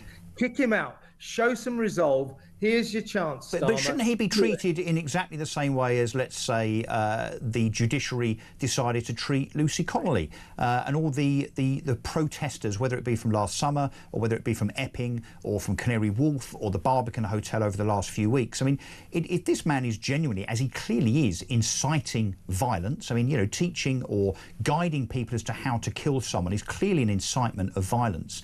This man should be treated the same as those, and surely rounded up and imprisoned quite as quickly maybe as Lucy Connolly was. I mean, but he won't be, will he? We know he won't. I mean, we have to leave it to our journalistic friends at The Sun to expose people like this, to find out where they are and to try and do something about it. It's no wonder we've got protests erupting outside every migrant hotel in Britain. I wouldn't put him in prison. I'd just deport him. Chuck him out. Don't waste. Our prisons are too crowded to waste on scum like this. Throw him out. Yeah. Do what you threatened to do, Starmer. This is a really serious test case. Not only is this guy posting illegal stuff about how to kill your wife, he's mocking us. Yeah. He's laughing at us. He live streamed his illegal small boat crossing of the Channel. He said, "Oh, come on, this is the best life. Come on, everybody." He's laughing at us. And this new syndrome that we saw recently in the asylum seeker protests with decent people from local communities, concerned people gathering outside hotels. And we saw migrants who were in the hotels, the asylums, opening the doors, and laughing at them, taking pictures, laughing at and them. waving. Yeah, He's really going to let and Kev, the problem, of course, we're so lax when it comes to border control, the police, judiciary. I wonder how many of the people that are deported. I know there's a big question mark over that. The Labour government say 30,000 people have been deported. The majority of those, of course, have been given a £3,000 cheque and have left voluntarily, presumably in business class. Yeah, voluntary. Yeah. How many of them come back? I mean, can you imagine what a racket that would be? Take the 3,000, go back to Afghanistan for 10 minutes, then come back again. Because apparently we're not even taking fingerprints and biometrics from these individuals. We've got no idea who's coming and going at all. It's literally a revolving door of so-called deportations and then straight back again. Well, no, I mean, exactly. I mean, we know this. We let in, and have been for years, thousands and thousands and thousands of young men. They're nearly all young men, we like to say, of military age. Let's call it what it is. We let in thousands and thousands of young men of sexually active age from cultures that have very different attitudes to women and children to us. And we don't do any testing. We don't know anything about them. And when Labour says we've deported 30,000 people, they're gaslighting again. Yeah. These are people who have volunteered to do it. And in many cases, we have paid them to leave. We have not kicked out anyone who didn't want to be kicked out. Exactly, because of all the human rights lawyers. And by the way, our Mayor of London and our Prime Minister used to be exactly those self-same human rights lawyers. Can I lead you over to Birmingham just for a second, Kev? Please do.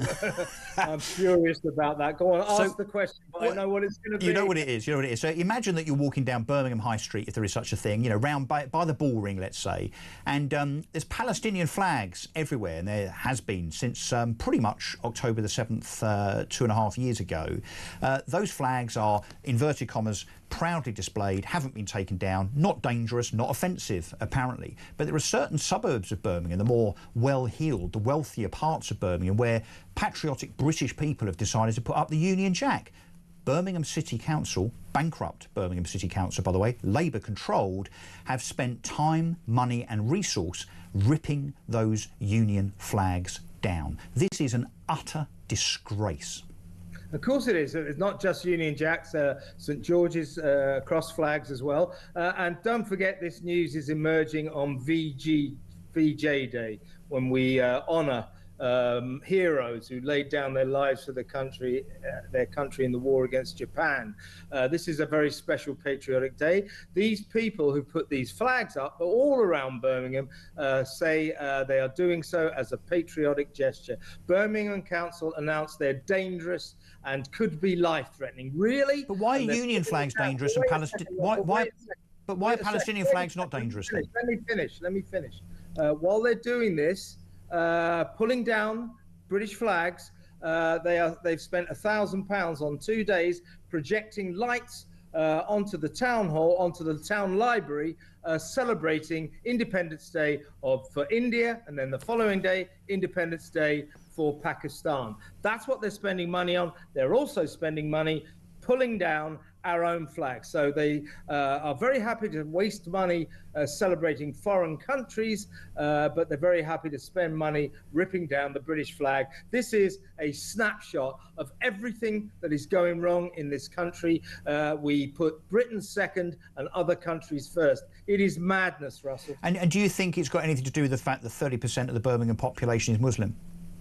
I think it's got a lot to do with that. It isn't the point. 70% are British. It's a British city. Well, no, but they're voters and they're coveted and they're protected, and we must not offend them, Kevin.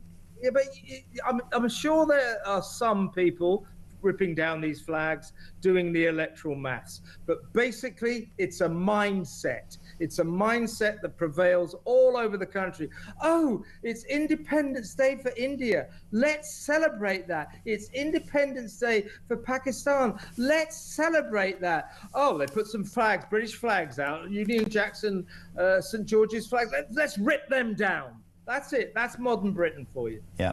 You might have also heard over the last few days there are certain members of the left that say that there's nothing to see here in London in terms of there being any crime epidemic, any concern over, I don't know, rapes, muggings, watch thefts, phone thefts. I think there's only 90,000 phone thefts in London now, so nothing to worry about whatsoever. But then we see integrated within that story the fact that yet again we've got illegal migrants, so-called asylum seekers, that have just been arrested, albeit not convicted, I'll make that very, very clear, for shock horror, going into luxury stores and stealing things. So not stealing butter and bread and milk for their children, but they're stealing, I presume, Louis Vuitton handbags, Apple Macs and Nike trainers. I wonder what they're doing with those. selling them, I would imagine. Yes, this is the new syndrome among the left, the elite liberal left. What they're saying is this depiction of London as some kind of dystopian hellhole is a Trump import. That's what he does to American cities. In other words, that somehow the suggestion that London has turned into a dystopian hellhole is a lie perpetrated by the right. Absolutely rubbish. I live in London, and I'm among the 8-9 million people who live in London. We all know the truth about this city. It used to be wonderful. Now it is a dangerous hellhole, a crime spree hellhole where laws are not enforced, hoodies rule the roost, and it's dangerous, particularly for women and children, to walk the streets. Thank you very much, Mr. Mayor. So, Kevin, I'm told I've got to let you go because your Bentley is arriving outside of your palatial central London home. I'll see you in a few minutes. Yeah, just going to get the bus, Russell. Thank you. See you in a mo. Cheers, we're going to take a break. Back after this.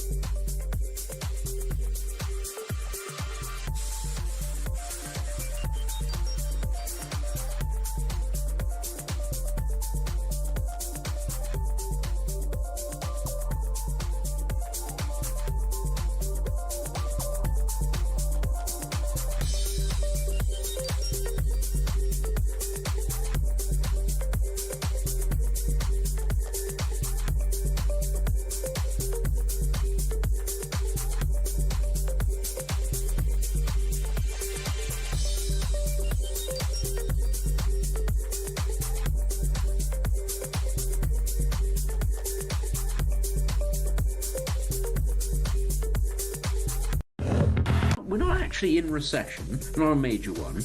We're not going forward. Nothing's getting better. Nothing's getting sort of drastically worse, but it's just slowly worse. That's what's sort of very painful about all of this. There's all sorts of potential for Britain to be a major military power or a major diplomatic power if it wants to be. As much as anything else, it just seems to be that our political class has decided to stand still and wring its hands. And that's ultimately what is so frustrating. We're not yet in free fall. It could be averted, the crisis that's coming. And it's not just domestic animals, it's wild animals as well. So people are using, air rifles, of course, and we've got this 30% increase in this report today, and that's something that's really a big problem for cat owners and a real worry and concern for them. We have people using high-powered catapults as well, where there's no regulation and control on their sale, firing lead shot or steel bolts and killing pheasants and killing swans and attacking, deer and other animals. And we've had reports of social media groups being set up by young people in particular to share some of the most horrible images. Across the UK, on DAB+, on your smart speaker, on your smart TV, and on your side. This is Talk. Welcome back. I'm Russell Quirk. I'm in for Alex Phillips here till 1 o'clock. And then Kevin O'Sullivan after me, who is hot-footing it from his palatial central London home as we speak. I'm going to take some calls now. I'll read you out some texts just after that. 0344 499 1000 if you want to get involved in anything that we are talking about this morning and into early afternoon, or indeed you can text 87222 plus the word talk. Let's speak to Ashley in London, who I think wants to talk about the peace summit today, which may or may not end up being a peace summit. Ashley, I suppose. Morning, Russell. Morning. My view is I think it's just all smoke, mirrors, and a visual that tries to promote both Putin and Trump. I think that Putin has got an idea and a plan. He's executed it exceptionally well. He has always been and advocated that he wants to recreate the Soviet Union, and the argument that he's not happy with Ukraine because they're friendly with the West and they want to join NATO. So just by virtue of that, you have to ask yourself, well, if he takes Ukraine, just he does, If he what? Sorry, so I lost you for a second. If he what? Annexes Ukraine? Did you say? If he annexes Ukraine, yeah, and right, he takes it. He's actually taking himself on right next to Poland, which is, you know, EU, NATO country. He's taking him closer to Germany. So instead of pulling away from NATO, he's actually getting closer. Right. So he's actually creating an issue rather than solving it, which only means one thing. These people just don't stop. You know, he knows he's got us. He's got the West caught out. He knows that we are too weak to do anything. Haven't got the stomach to get really involved, which I do understand. But we sit back and say, "Oh, we'll send you a couple of weapons." You know, it's a sticking plaster. So what else should we do, Ashley? What should we do? Well, I unfortunately, I don't want to enter a full-scale war, but we should have, and we've missed the boat, and that's the problem. So I don't know where it's going to go. When he took Crimea, that's when we should have intervened, right? Because that would actually. Yeah, and actually, I'm losing you. I'm losing every other word, I'm afraid. So I think that what I'm hearing from you, Ashley, maybe just while we try and get you. Now? Yeah, I can hear you now. Are you moving around? Stop walking around the room, Ashley.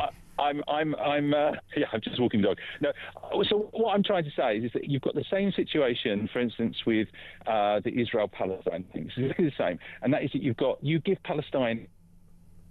You recognise it. The mentality of the people is that they'll take that.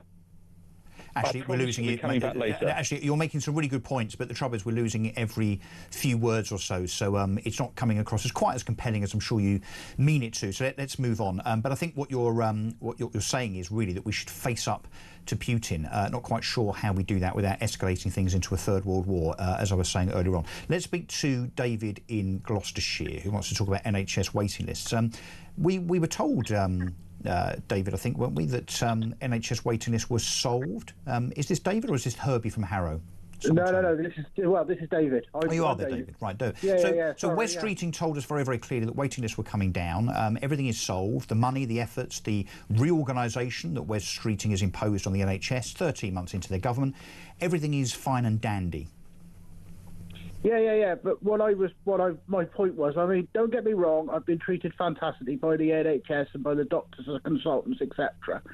But I will give you a bit of an example. So I should have had an appointment yesterday on the 14th, and then they cancelled it and gave it to me again on the 28th. And I went, right, okay, so I booked the taxi, I've organised everything, I've got to get it taken care of with me. And I said, I rang them and I said, well, why has it all been changed? Oh, well, the chap's on holiday.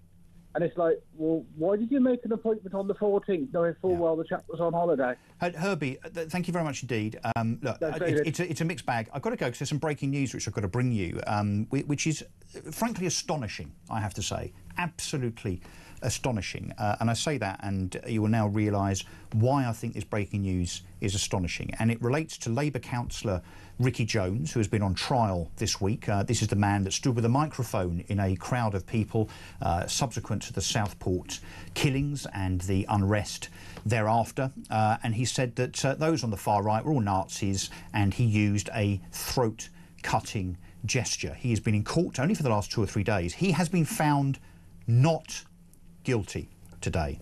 Just now, not guilty at Snaresbrook Crown Court by a jury. It's okay, this is not a judicial thing, although I reserve judgment insofar as any direction that may have been given by the judge in that regard. But let me just read this to you. Suspended Labour councillor Ricky Jones, 58, has been found not guilty at Snaresbrook Crown Court of encouraging violent disorder after he called for far-right protesters' throats to be cut at an anti-racism rally in the wake of rioting following the Southport murders. Now, you may have seen in the press over the last 2 or 3 days what we would call the mitigation by his defence KC, that poor Ricky Jones was abused when he was a kid verbally, he was bullied.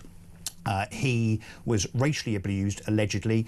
He had to do PE in his underpants, pretty much like anyone of a certain age, and I am about his age, had to do. And that bad upbringing, that humiliation, that torment, that stress, that anxiety of being a child of the 70s and the 80s somehow excuses him for standing there with a microphone in a very determined and a very, very preconceived way, and then proceeds to label anyone that is protesting against migration and the consequences of migration that are not only far right, but I'll say again, he said very clearly they are Nazis, and then used a throat-cutting gesture as part of that very, very public display. That, if something is not inciting violence, then I don't know what is. But the jury today, just now, at Snaresbrook Crown Court, have just found Ricky Jones not guilty. Now, let's be clear, he was arrested, he was charged, he has been taken through the process, and a jury of his peers has found him not guilty. What I've got to say to that jury of 12 men and women, shame on you, because it was very, very clear to me and everybody else indeed that this public display of encouraging violence was much, much worse than that which Lucy Connolly is now serving 31 months in prison for. Please, ladies and gentlemen, watching and listening to this, you'll see this flashing up across the media spectrum right now, I'm sure. Your phones will be buzzing with various news outlets and their interpretation of this. No doubt on the left, it'll be that he has been vindicated. Well, I tell you what, he has not been vindicated. This man was encouraging violence, encouraging murder, effectively. But a jury has found him not guilty. So it's Ricky Jones, suspended Labour councillor. I wonder if he'll get the whip back now from Labour. Presumably he will. Wow.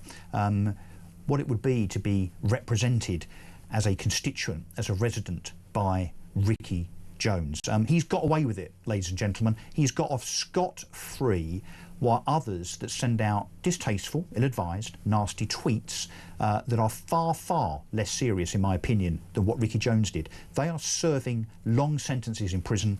Ricky Jones, for actually inciting violence, has got off scot-free. 0344 499 1000 with your reaction. Is this okay? I guess, look, it is justice. It is a jury trial. After all, this is not a magistrate or three or a judge deciding his guilt. This is a jury of his peers. It's a democratic process, I guess, insofar as those 12 ordinary members of the public deciding that there were sufficient mitigating circumstances for this hideous, horrible, inciting, in my opinion, individual to get off, despite the fact, and those that are watching this on YouTube, you can probably see him with the microphone. And again, this was not him being caught unawares in a doorway saying, well, actually, I think that the far right are Nazis and I think they should have their throats cut. This was a pre-prepared speech. This was a statement to his followers, to his peers, to those that presumably support him and his views on the far right being killed, being murdered. That is exactly what Ricky Jones was seeking to encourage.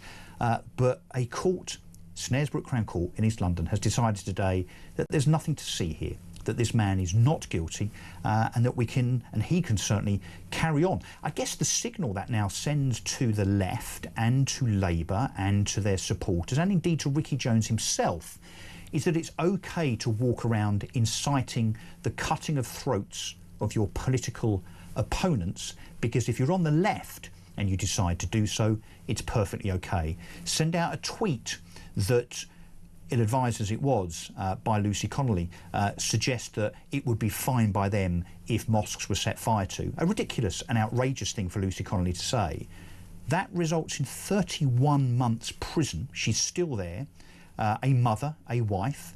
Ricky Jones is a free man.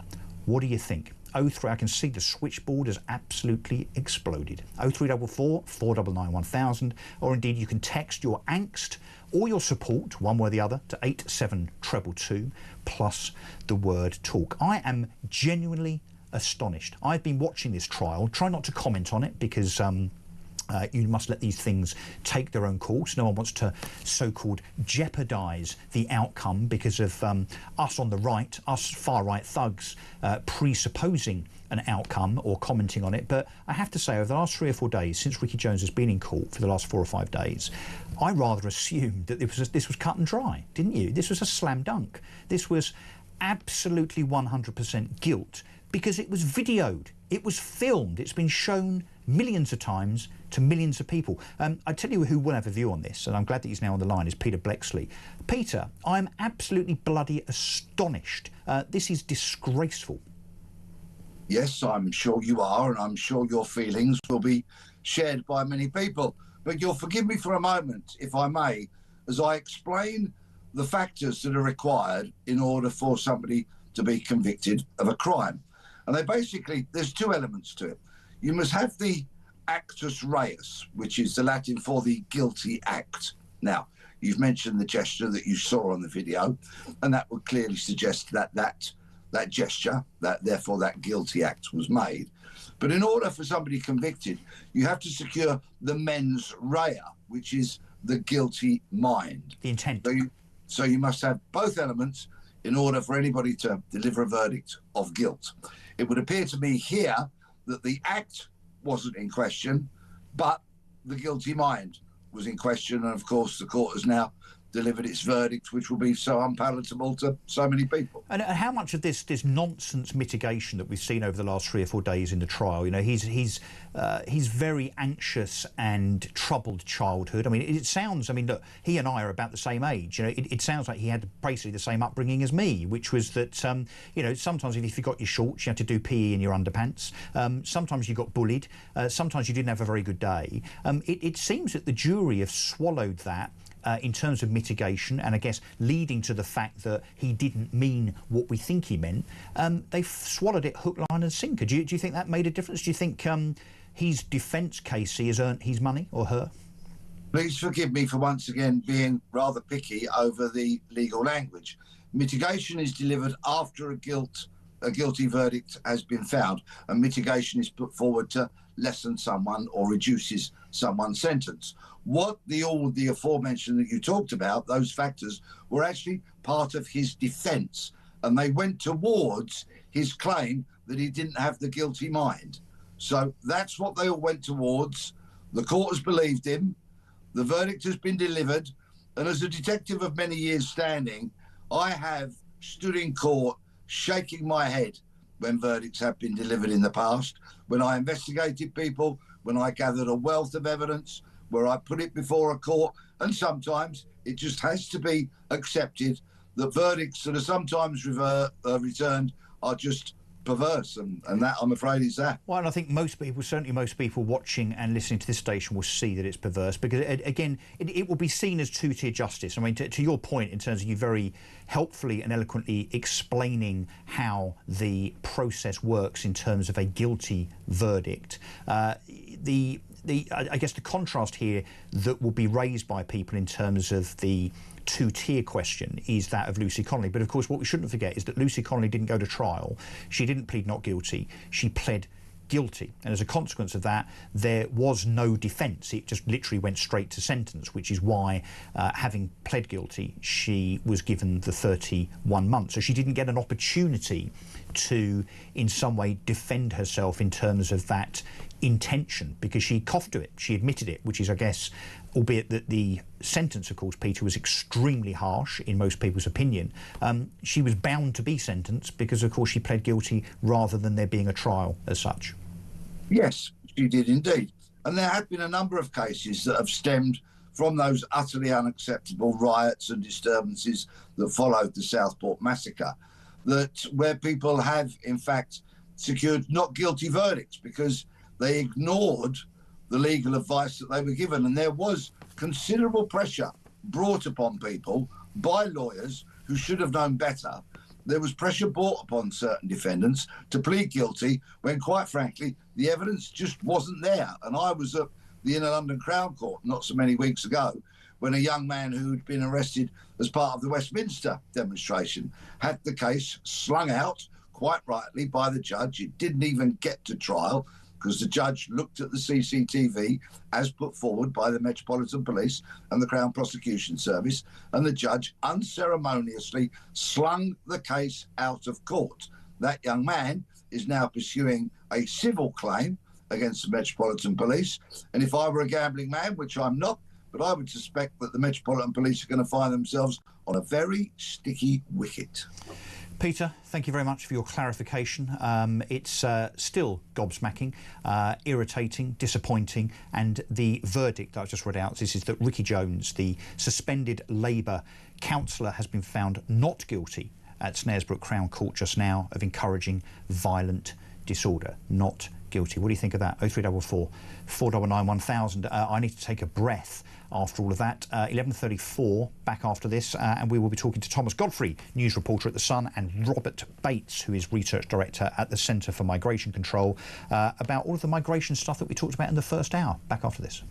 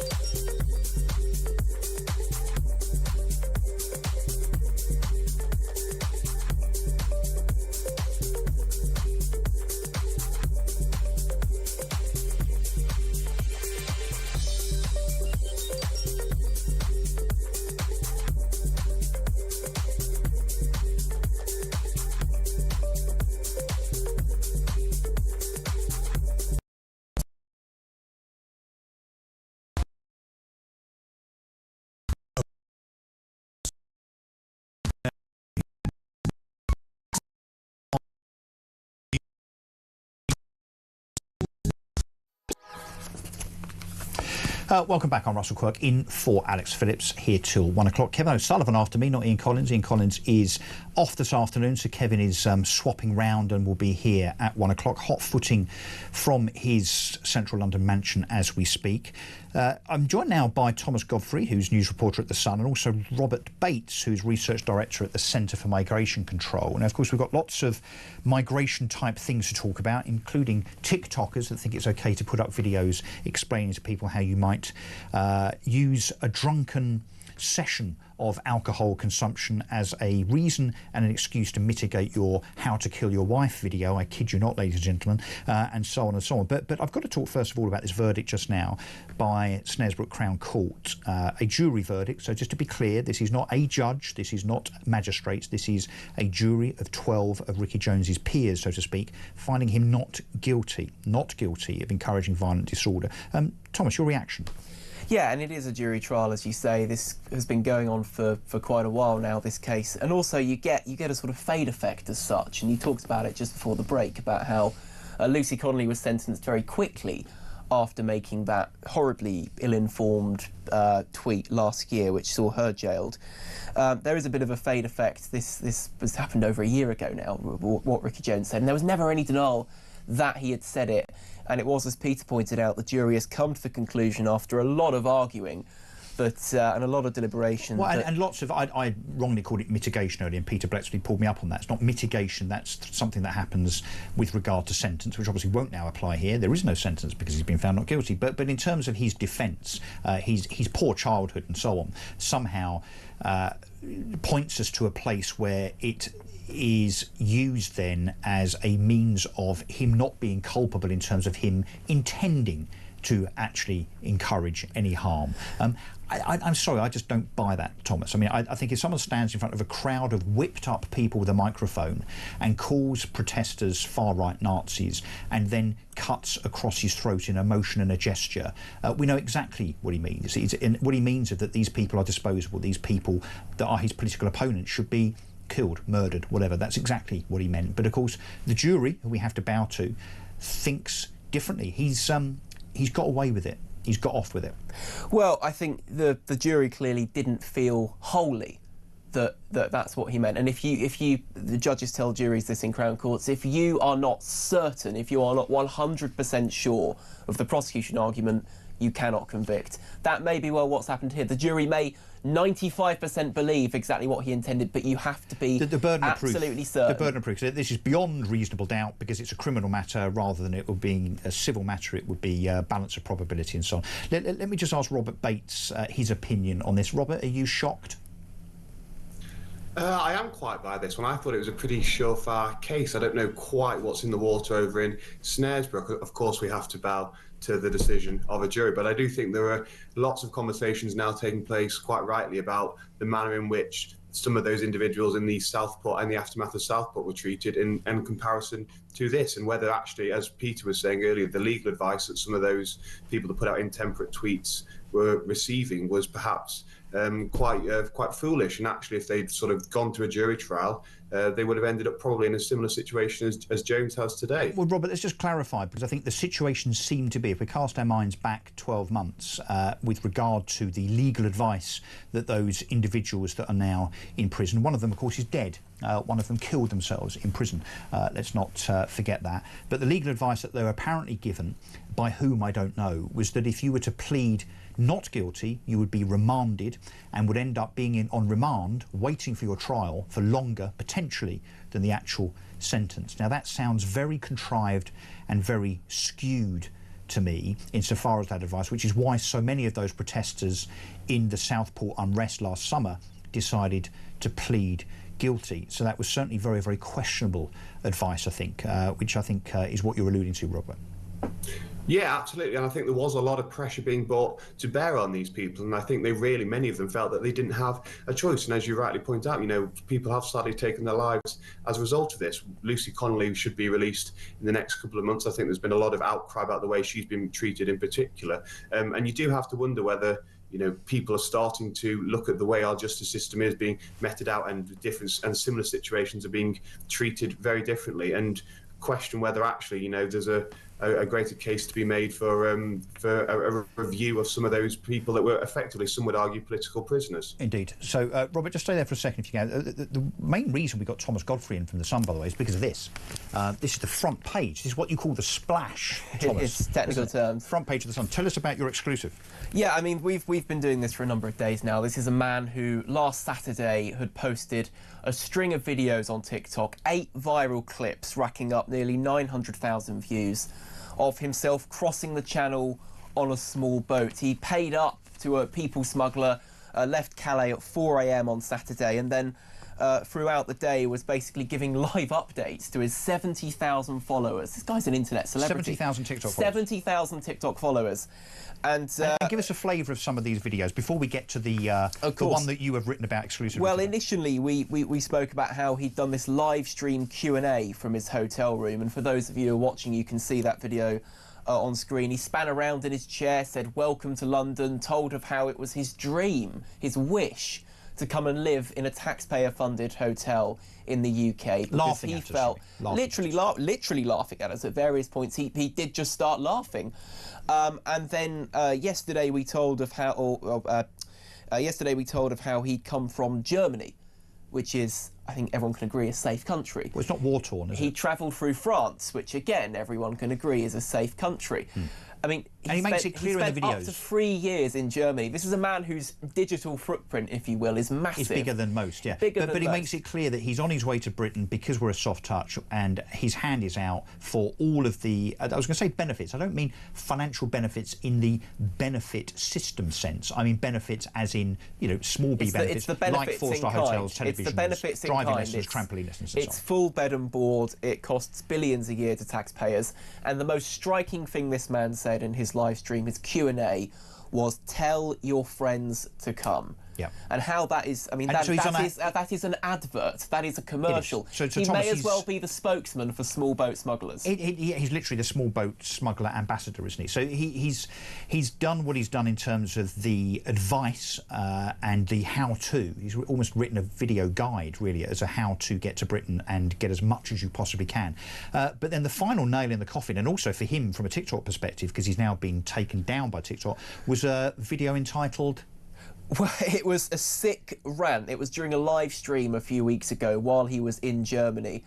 And he did a number of these live streams just rambling basically about anything and everything. But in one of them, in footage that we've obtained, he goes on an absolutely twisted, vile, evil diatribe, a complete tirade about how to kill your wife if she tries to leave you for another man. He goes through exactly how to do it. Use razor blades, they're only €2.50. Get drunk, because that helps you when it comes to... He says he's never had alcohol in his life, but if you drink, the police turn up, they say you're drunk, and that is, in the words you just used, mitigation. Your sentence, it will be reduced from murder to manslaughter. You only do 7 years in prison. You can come out and marry somebody else and then presumably kill them. Robert Bates, this is absolutely astonishing, isn't it? You're probably going to have to gulp and take a breath before answering this question, but yeah, your reaction. It's first of all, well done, Thomas. Great story. But this is absolutely terrifying, and this really strikes at the heart of why the whole plan that was put in place when the small boats crisis first emerged, to put these individuals in hotels, in HMOs, with no security, and effectively allowed to wander. As far as I can understand, this chap has still got the right to wander around West London, parks, near school grounds, all of that kind of stuff. This is the exact reason why any individual that's breaking into our country should be detained before they can be deported. They should not have free rein to do whatever they so please. And I think this really should alarm a lot of the security services, and it should alarm the Home Office as well. You know, why is it taking, not that I'm despising the Sun, but why is it taking journalists to do this? Why aren't the vetting services actually conducting these checks on these individuals themselves? Because this man is a clear threat to public safety here, but yet he has been given effectively a free pass to go and do what he please in our country. It's an incredibly concerning story. And particularly, Robert, when we hear from The Sun and other outlets a week or two ago that the government have decided to set up an elite unit to spy on people like me and Julia Hartley-Brewer and Kevin O'Sullivan and Ian Collins and Mike Graham and others, that might have a critical view of migration, uncontrolled migration, and indeed the consequences of that. So we are being potentially snooped upon insofar as us being seen to be some kind of danger. Yet you can come across on a boat with an AK-47 tattooed onto your cheek saying that you're going to kill Nigel Farage, or put up a video, as Thomas has brilliantly found by way of this exclusive, with regard to how to kill someone, and seemingly continue to lay there on your bed in your 4-star Heathrow hotel watching reruns of Frasier. And officials wonder why the British public are at their wits' end. You know, most people in this country, the vast majority of people in this country, are incredibly concerned, not just about the costs of the small boats crisis, but the very real threat that it does pose to public safety. But yet, somehow, we are the ones that are upending the apple cart. We are the individuals that are... We're the bad people. We're the bad people for pointing it out. And this is the guiding principle that I think far too many officials have, which is this idea of managing community tensions, focusing on integrating these individuals. And that's why many of them get given some of the freebies that we hear about week after week as well. It's all about making sure that these people feel comfortable and that these people are living a life that the human rights framework has told these politicians that these poor refugees are somehow entitled to. We are seeing the creation of a two-tier administrative system here, where actually the British public are being given really the position of an afterthought at best by politicians, and everything is being ordered around how we can make sure these illegal migrants are comfortable and have their full rights honoured. It's a ridiculous state of affairs. Yeah, and the misconception, well, twofold actually, that these people are refugees. By the way, most of them are not. They're economic migrants. They're not seeking asylum because they're fleeing any kind of war zone or persecution. They're here as basically as the gist of Thomas's story here. They're here because people like this particular individual have got their hand out because they know that we're a soft touch.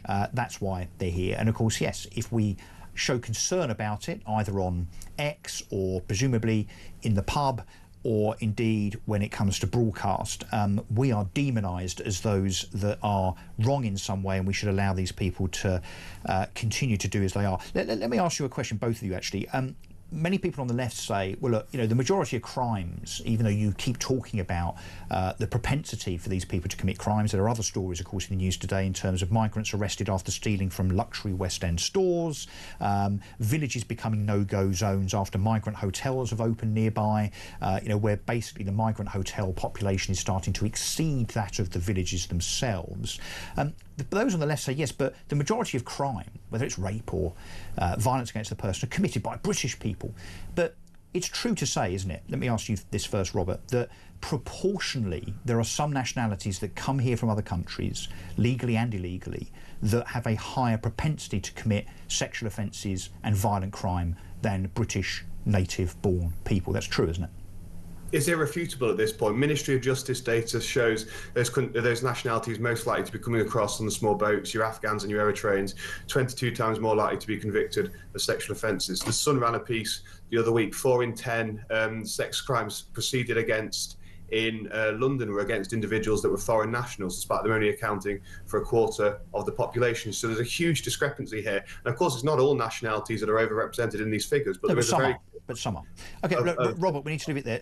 Thomas, final word from you. This is a campaign, presumably. You're going to keep banging this drum and calling this out? Well, I think, as we say on the front of the paper today, now boot him out. I mean, this man It's not hard, is it? It's not difficult. We have this one-in, one-out deal with France. If there was ever a time to start using it, this is the man to use it on. He is a danger to women in this country. There's no other way to say it. Gentlemen, the problem is, as part of that deal, France would have the power to veto such individuals. It's a pathetic deal, not worth the paper it's written on. Thomas Godfrey from The Sun, thank you very much indeed. Rupert Bates, that's somebody entirely different. Robert Bates, Research Director at the Centre for Migration Control. Thank you very much indeed. We're going to take a break. Back after this.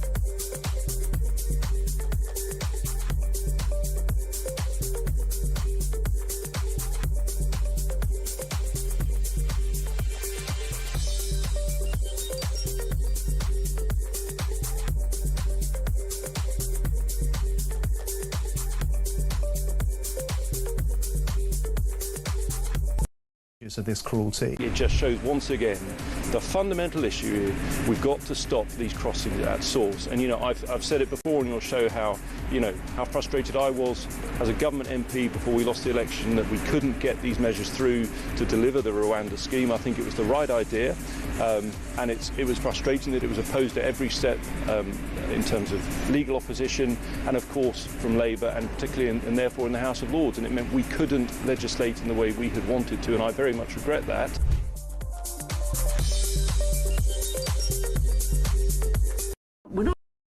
Across the UK, on DAB+, on your smart speaker, on your smart TV, and on your side. This is Talk. OK, welcome back. I'm Russell Quirk. Yes, look, that was...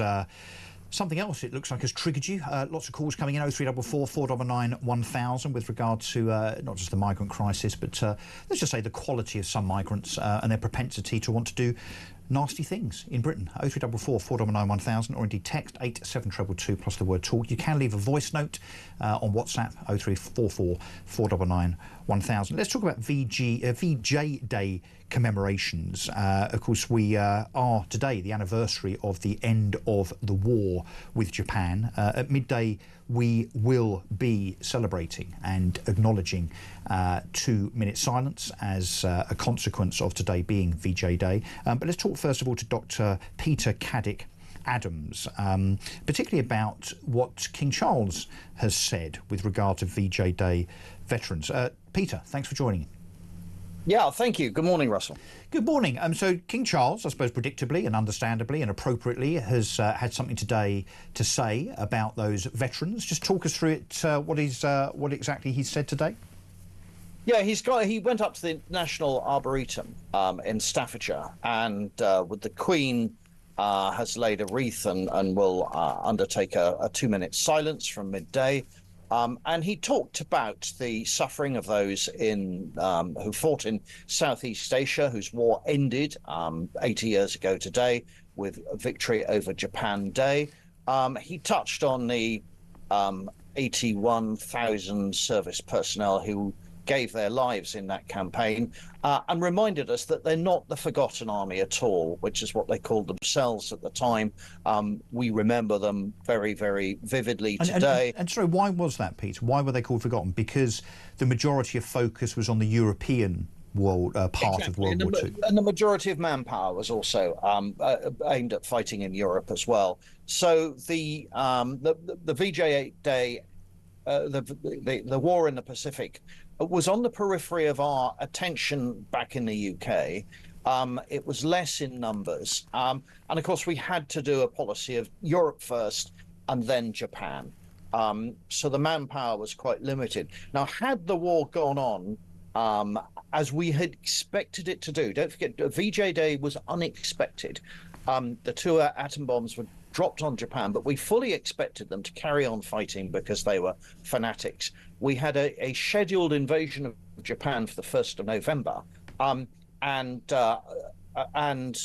a second invasion for March 1946. We expected the war to carry on for another year, and then it would have been there would have been far more manpower, and then I think it would have been less of the sort of forgotten campaign type of commemoration. And Peter, what was deployed, which was nuclear weapons on Hiroshima and Nagasaki, why was that decided upon as being the tactic rather than what had happened in Europe, which of course was very much not nuclear? Why the different approach? Okay, so they weren't nuclear weapons, they're atomic weapons, and the two are very different. Nuclear weaponry doesn't come in really until the 1950s.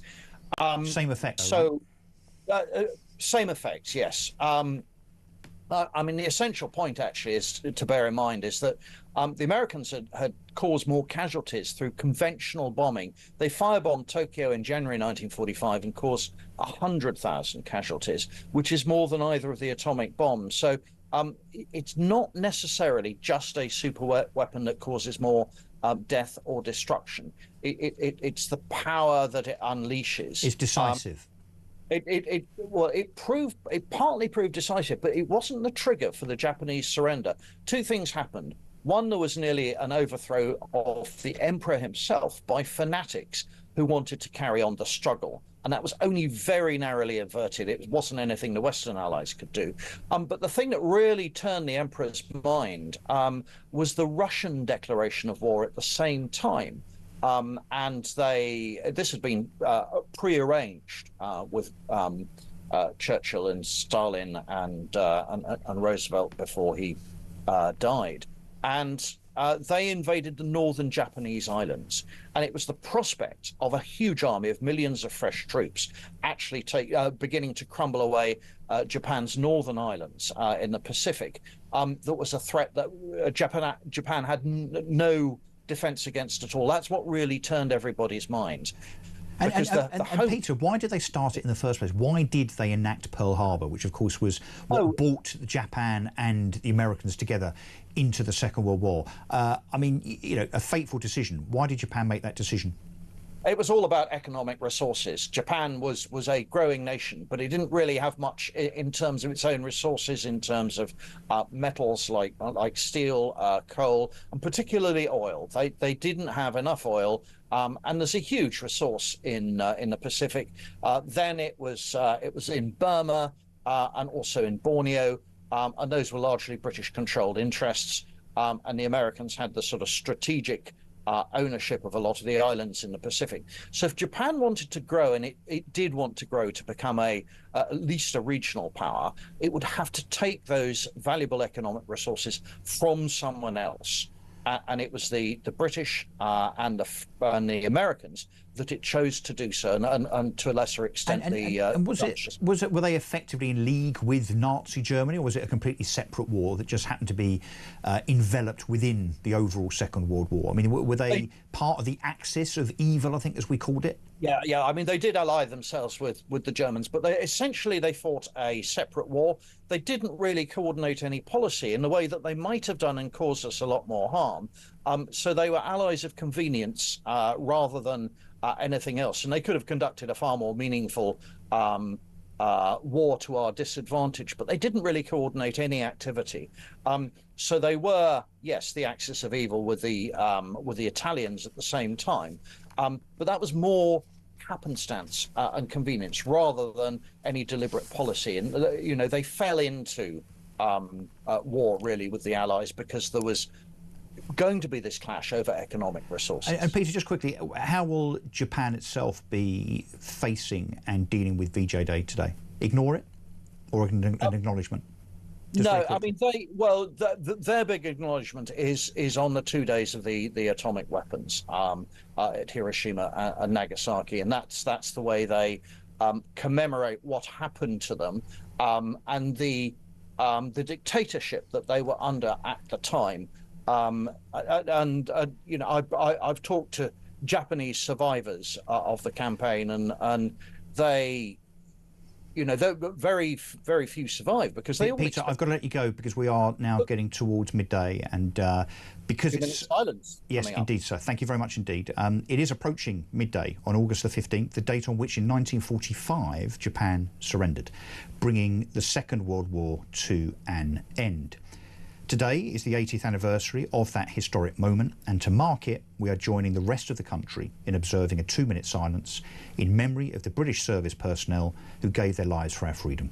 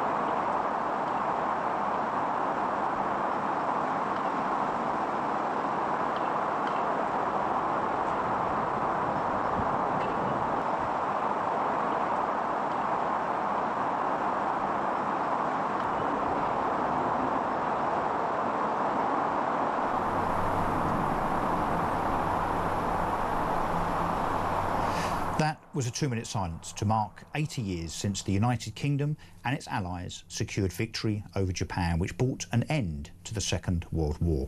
The silence has also been observed by the King and Second World War veterans at a service of remembrance which is taking place at the National Memorial Arboretum in Staffordshire.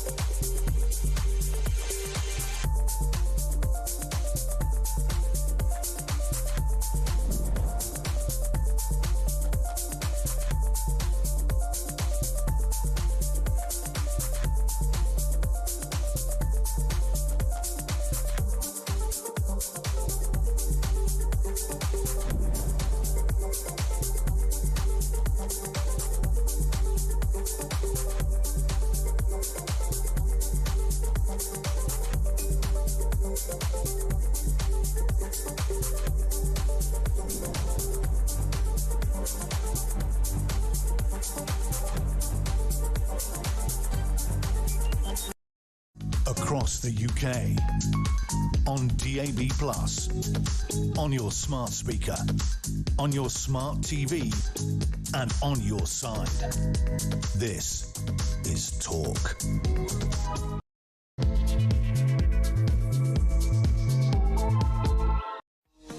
Welcome back. 4 minutes past midday. I'm Russell Quirk in for Alex Phillips on this Friday. At 1 o'clock, we've got Kevin O'Sullivan coming up, who's covering for Ian Collins, who is away today. Let me just bring you that breaking news again from a few minutes ago with regard to the suspended Labour councillor Ricky Jones. You may have been following the trial over the last 3 or 4 days. Quite a short trial, actually, over just this week. And Ricky Jones, that suspended Labour councillor, just remind you what he did. He stood effectively on a platform in front of a crowd of supporters, effectively sympathetic left-wingers, frankly, with a microphone, and he contrived to talk about the far right, and the far right insofar as those protesters, people concerned about migration, people concerned about the effect of migration and so on.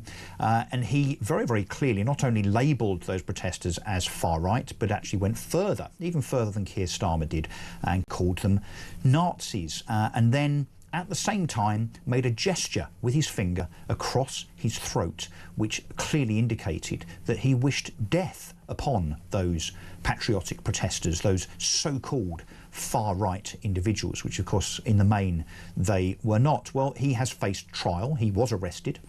The trial was delayed somewhat, so bearing in mind this actually happened, the incident, in August of last year.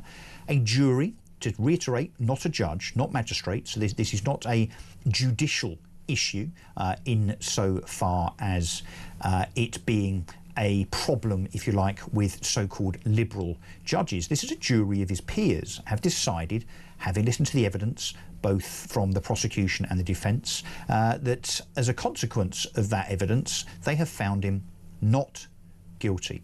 So not guilty of doing anything wrong whatsoever, least not the charge, which was encouraging violent disorder.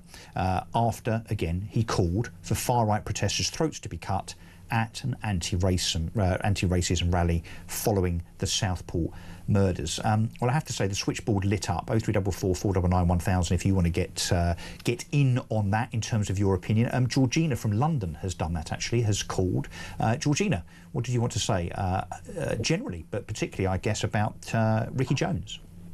Well, I would like to say that obviously, Russell, hate speech only goes one way, and that's to the people who this Labour government deem as being far right. Well, we are not far right, Russell. We are right with what we stand. We love our country, we love our flag, and we don't like it when people are inciting violence, which Ricky actually was. That was an incitement of violence, if ever there was one. But not according to a jury, Georgina. Pardon? Not according to a jury. He didn't do that. It wasn't inciting. They found him not guilty. What do you think about that? Well, I think that the jury need to hang their heads in shame for what they've done. Now, Ricky is in our country. This is our country. He is one of our population. He was born in England, I take it. And today of all days, the men who died for the sake of his freedom, Russell. Yeah. And he stands and does that with the hate speech.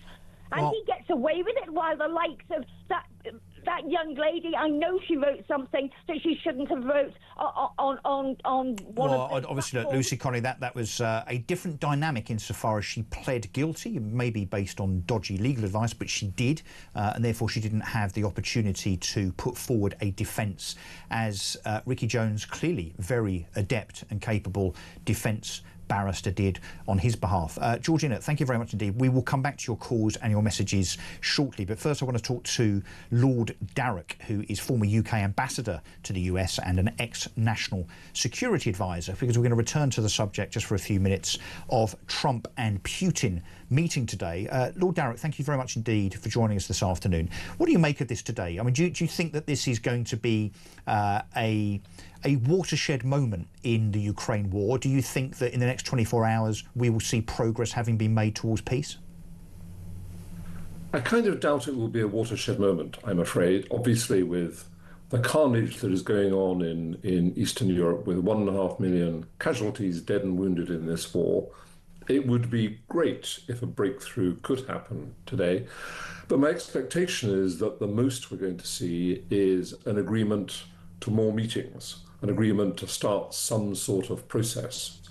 I just don't see the circumstances as right yet for a real breakthrough. And in fact, if if President Trump and Putin were to emerge from the meeting and claim they had done a deal, that would actually be rather worrying, because that would be a deal without the country that is most affected by this, the country that's been invaded, in the room. So I just don't see that coming. I think there's been a lot of effort by Zelensky himself, by European leaders and others to make sure that this US administration is aware of the risks of something like that happening. So perhaps a deal in principle, I guess, is how Donald Trump might trumpet this later on, subject to approval, so to speak, by Vladimir Zelensky. They have said that there will be a follow-up meeting between Putin and Zelensky in the coming days, in short order. You talked just now, Lord Danek, about the circumstances not being right. What do you mean by that? What do the circumstances have to be insofar as them being correct enough for there to be progress? If you go back to what has actually happened here, what you have is a Russian invasion. And the objective here isn't primarily land, although Russia has now captured 20% of Ukrainian territory. Putin set off on this adventure with the objective of basically removing the Zelensky government in Ukraine and replacing it with a government that was sympathetic to Russia, that would follow basically Russian directives, and that would ignore or forget about ever joining Western organizations like NATO. And I haven't seen anything out of Moscow, out of the Kremlin, over the last few weeks that suggests that those Russian objectives have changed. And that's not a basis on which you can do a deal, I don't think. Yeah, indeed. And do you think from Putin's, or from the point of view of the world looking at Putin, given some of the forecasting that he did in terms of his determination with regard to that invasion, I mean, he very clearly said 2.5 years ago, back in February 2022, that he would be in the city of Kiev within, I think it was 7 days at the time, and obviously that hasn't been achieved. Do you think that Putin has rather shot himself in the foot here on the basis that he's actually demonstrated quite how weak his military is, given that, some time on, February 2022 versus now, yes, he's made some progress, but certainly not made much progress in territory terms in the last 12 months. I mean, something like 0.4%, despite all those casualties and despite all that money. He's rather shown his military might not to be the might that he had us believe, hasn't he? You're absolutely right. And this, so far, unsuccessful in terms of achieving its overall objectives, this unsuccessful invasion, has shown up the Red Army as not being the force that Western analysts have thought it is for decades. Beyond that, the war has cost an awful lot to the Russian economy.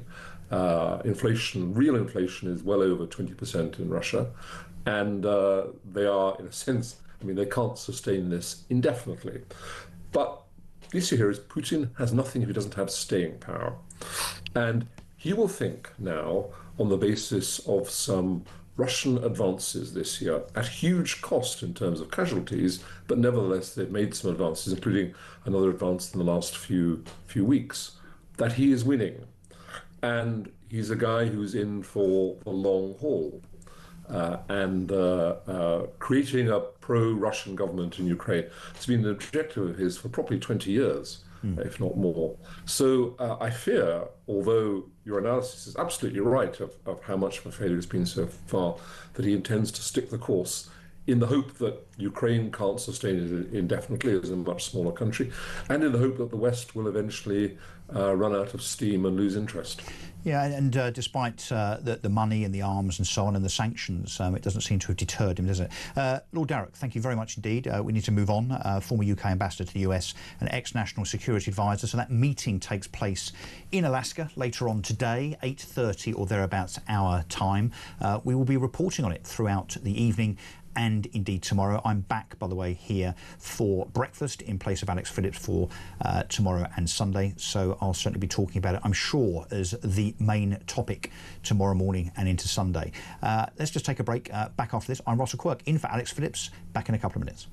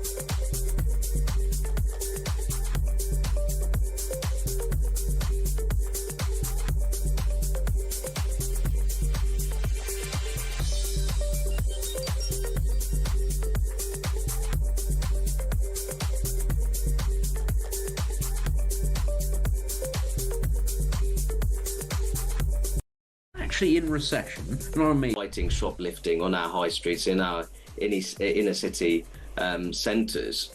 These responsibilities and duties should be outsourced to ordinary members of the public, and I have a real problem with that, because firstly, it seems like we're ultimately giving up on the bread and butter of neighbourhood policing, especially when it comes to crime such as shoplifting, which, to be honest, on many high streets, shoplifting has become de facto decriminalised, such as the absence of neighbourhood policing. It just shows once again the fundamental issue is we've got to stop these crossings at source. And I've said it before on your show how frustrated I was as a government MP before we lost the election that we couldn't get these measures through to deliver the Rwanda scheme. I think it was the right idea, and it was frustrating that it was opposed at every. Across the UK, on DAB+, on your smart speaker, on your smart TV, and on your side. This is Talk. Let's talk now to Mike Neville, friend of the show, former Met Police Detective Chief Inspector. Mike, your reaction to this news that we broke a little while ago, that Ricky Jones has been found not guilty of encouraging violent disorder. I'm gobsmacked. Well, I'm a big fan of jury verdicts, but I don't think I'm a fan of this one. And I just think it'll tell a lot of people that that there is two-tier justice, that people get treated differently, and it will just not. I just think it will damage even further the confidence that people have in the criminal justice system. Yeah, I just think that people will be listening to this and watching and thinking about the whole two-tier dynamic, which of course has been more and more accentuated, I think, over the last 12 months. Now, obviously, we need to be very clear here in terms of context that Lucy Connolly, by way of example, was advised by whomever legally to plead guilty, and so therefore she had no opportunity to provide a defence to what she did in terms of that tweet, which of course she then deleted. Ricky Jones decided to plead not guilty, so of course, and as far as I'm aware, I don't think he was remanded, so he's been out, whereas it was apparently, it's alleged, said to those protesters in the aftermath of Southport that their charges of, let's say, for instance, incitement to violence would be met with potentially them being put on remand, and therefore the leverage was used in that respect for them to plead guilty so that they would get it over and done with rather than being on remand and potentially being found not guilty, but the remand would then potentially be worse than the sentence itself. So we have to clarify that these two cases, Lucy Connolly and Ricky Jones, are not quite the same thing. However, many will be watching and listening to this saying, if they are a centre-right, concerned, patriotic protester, let's say outside the Bell Hotel in Epping, being concerned about illegal migration and the quality of migration in terms of propensity to commit crimes, if and this person probably doesn't exist, by the way, I'm using it as a notional example, but if Penny Jones from Epping were to stand there shouting about migrants in the Bell Hotel and was seen to draw her finger across her throat as she was talking about them, in other words, death to migrants, big inverted commas, by the way, we would imagine, those of us on the sensible centre-right, that person probably would be found guilty. That is the outrage here, Mike. Yeah, I think so. And I think the trouble is here, Russell, is that Britain has always seemed to be very, very fair, you know, with our policing and with our criminal justice system. And I think this is like almost an O.J. Simpson moment where you see the racial divide that occurs, which is in the United States and we don't get here. And we didn't get here. We've got people now voting on sectarian lines as well. And it's a really worrying thing for the country. I don't know why this verdict was reached. We've got to accept it. That's the way of British law. But I just think it does send out the message, the totally wrong message that people will take into this. There is two-tier justice, and it really does hurt me because I was proud of British policing and I've been proud of British justice in the past. Well, in defence, Ricky Jones was arrested. I mean, you know, we would be vindicated, I think, if Ricky Jones had not been taken through the judicial process. He was arrested, was charged, he's gone through that process. But we've been very critical, most of us, with regard to the approach by the police at various protests over the last 12 months, and you know what the police have done in terms of dealing with different demographics, different factions differently. So that's definitely been, in my view, a given. Also, with regard to sentencing, you can argue that there's been two-tier justice, but I think this is the first example of what some might allege is almost a two-tier jury approach. Now, again, I don't know what directions were given to the jury by the judge. Clearly, Ricky Jones' barrister, unfortunately, is very, very good at their job indeed. But this is a fairly worrying and sinister development, if indeed we are now in a situation where juries of our peers are being convinced, potentially, to decide guilt or otherwise based on a demographic, based on whether someone is left or right, for instance. I mean, we could be forgiven for thinking that's exactly what we are now seeing here. Well, again, if you look in the US and if you look back to the O.J. Simpson trial and others, one of the key things was the makeup of the jury on racial lines. And we really don't want that to happen in this country, but I do fear this is the sort of thing that's going on. We know we should all be judged equally, whether we're black or white, gay or straight, male or female, whatever we are. And this is where people will be absolutely concerned. Well, they will. And I'm just going to do a quick shout out with the phone number here, 0344 499 1000. As you listen to this or watch this on YouTube, if you want to get involved with your opinion, let us know what you think about this verdict. And again, we've tried to be clear in the last hour or so on the context of this. This is a jury verdict, so this is not a judge, this is not magistrates, it's nothing to do with the police. This is a jury verdict. 12 ordinary people, one would imagine, have decided, based on the balance of evidence, that Ricky Jones is not guilty in terms of his the allegations, the charges that were of him encouraging violent disorder. What do you think? 0344 499 1000, or indeed text 87222. But Mike, back to you. What message does this send, do you think, to those, let's say, on the left, those that insist on calling peaceful protesters in Epping, at the Barbican Hotel, in Canary Wharf, in Newcastle, in Manchester? What message does this send now to, you know, those masked Antifa thugs, for instance, that we saw being escorted on foot by Essex Police from Epping Station to the Bell Hotel? What message does it send to those individuals in terms of their acceptable behaviour going forward?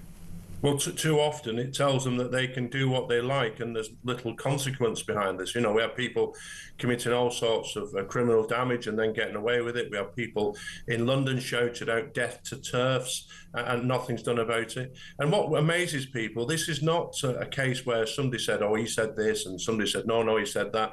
These are things that are captured on CCTV, and there's a video recording of the words used. The actual what's been said and how it was done is an absolute no doubt. It's on high quality video, and yet still somebody can walk away from court. And as you've rightly pointed out, if you shout one thing about what is a right-wing view, you're likely to go to jail. If you shout something about in a left-wing point of view, something simply towards the left, then it would seem that you're not likely to go to jail. And it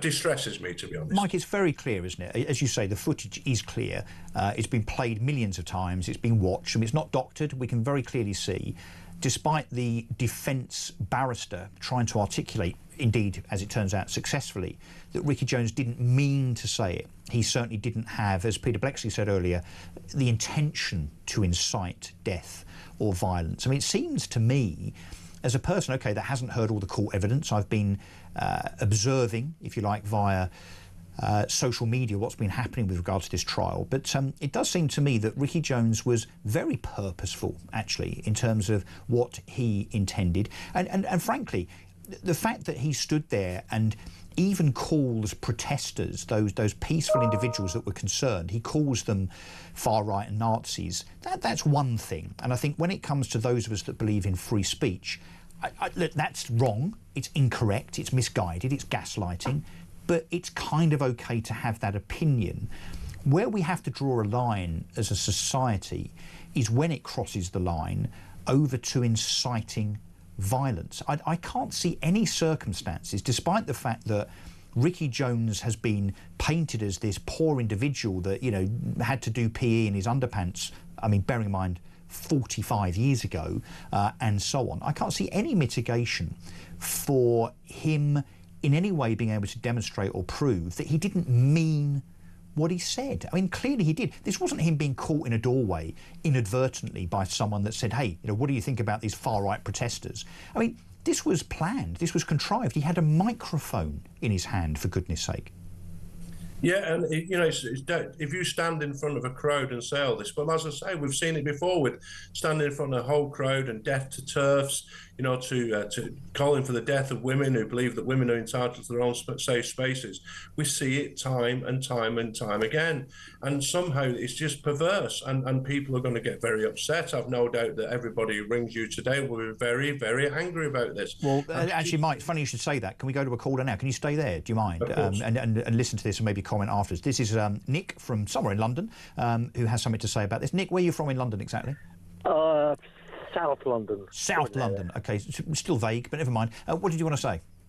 Well, I think two wrongs don't make a right, and I think we have got a long history in this country of using exaggerated language in political and public speaking. I don't think, from seeing it, Ricky Jones should have been found guilty, but similarly, Lucy Connolly shouldn't be serving a jail sentence. And I think, thank goodness for the jury system that can perhaps see through it, whether the legal establishment, lawyers, judges, political establishment even, can perhaps get too focused on things without seeing the wider picture.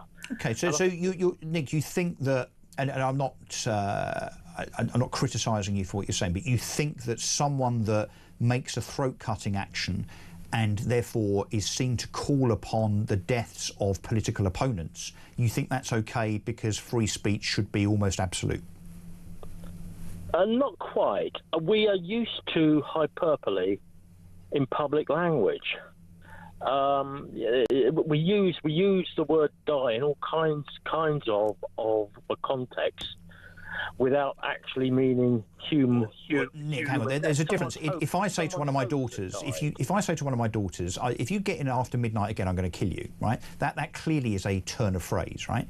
But if you're a politician that should know better, by the way, because you should be held to a higher standard, in my opinion, because you are elected, you're in a position of responsibility. If you stand in front of a crowd of hundreds of people with a microphone and effectively say, bearing in mind, he wasn't talking about Nazis being killed. I mean, you could be of the view that, well, actually, they're Nazis, so that's kind of okay. He was labelling ordinary members of the public that are protesting against migration as Nazis and therefore use that as a justification to say that their throats should be cut.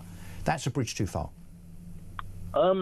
who is allowed to use which turn of phrase? And That's what the under law's in place to decide, and I think the law's on ours today. Well, maybe, but the law must be fair, and the law must treat everyone the same. And if it doesn't, it's failing. Nick, just wait there a second. I just want to. Do you mind if I just get Mike Neville's view on this? Mike, what do you think of Nick's view, his argument? Well, again, what people say is that the law isn't fair, that if one side says a certain thing, they're put in prison. If the other side say it, they're far more likely to get off. It seems to be wrongly balanced, that if everybody should be able to behave in the same way.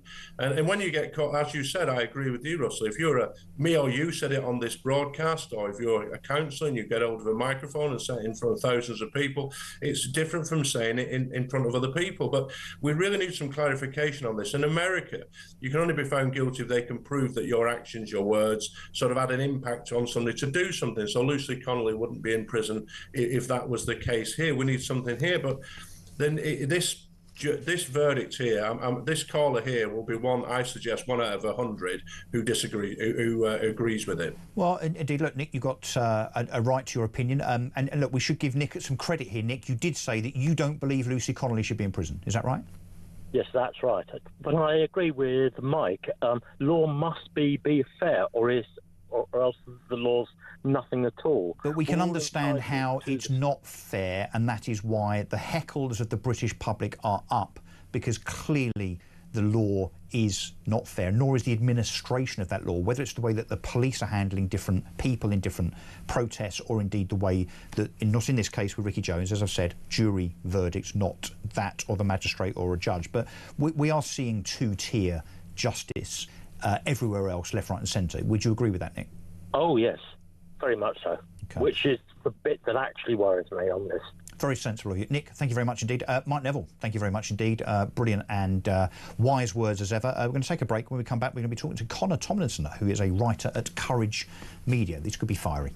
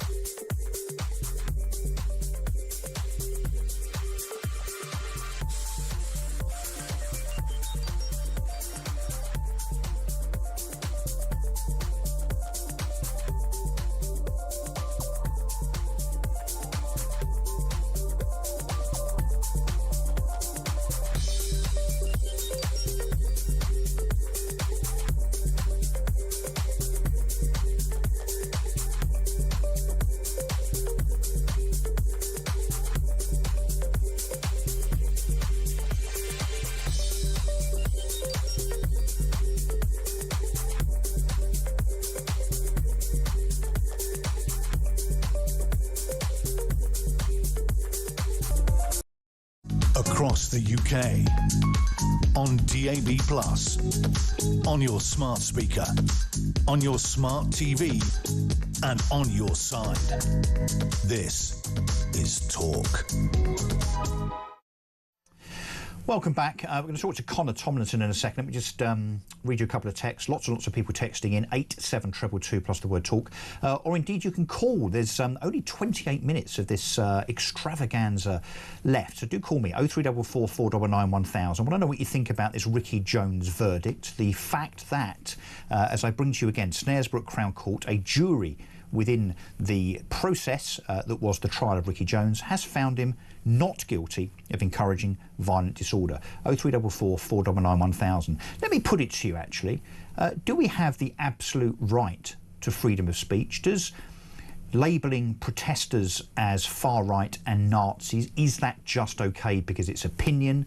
And even if you go a step further, as Ricky Jones definitely did, and it's on video for all to see, the fact that he said by way of that action, that finger across the throat in a throat-cutting motion, some say, but not the jury clearly, that that encourages violent disorder and seeks to bring about the death of those so-called far-right protesters. But some would say you have the right to say that because it's your free speech. I wonder if the Free Speech Union if they were on this show now, would say, well, yes, it's disgusting, it's disgraceful, but it is your right to an opinion. It is your right to freedom of speech.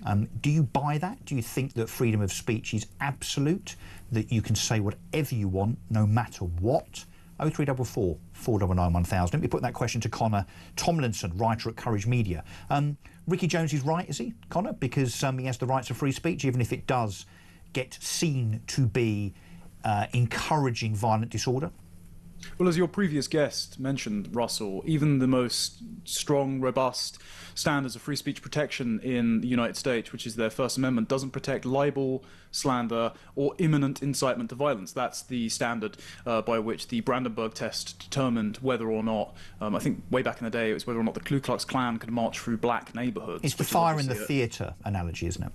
Yeah, very similar, yeah. But, of course, Ricky Jones should have met the standard for imminent incitement to violence because he was directing a large and even larger mob of stand-up to racism, socialist worker foot soldiers, gesturing at what was largely a phantom far-right presence in over 100 towns and cities on that given day. Remember, I think it was the 7th of August last year, where many didn't materialise, but there were some. I think it was in Walthamstow where he was standing. He slandered them as disgusting Nazi fascists because lots of people would not hold those beliefs. And then he said we should cut all their throats and get rid of them all. That is directing them to lethal violence, and yet it took less than an hour for the jury, and we don't know how they were composed, what their ideological persuasion was, etc. But it took them less than an hour to reach a not guilty verdict, despite lots of people, and the Free Speech Union have spoken out about this, by the way. I spoke to Toby Young on a podcast last year.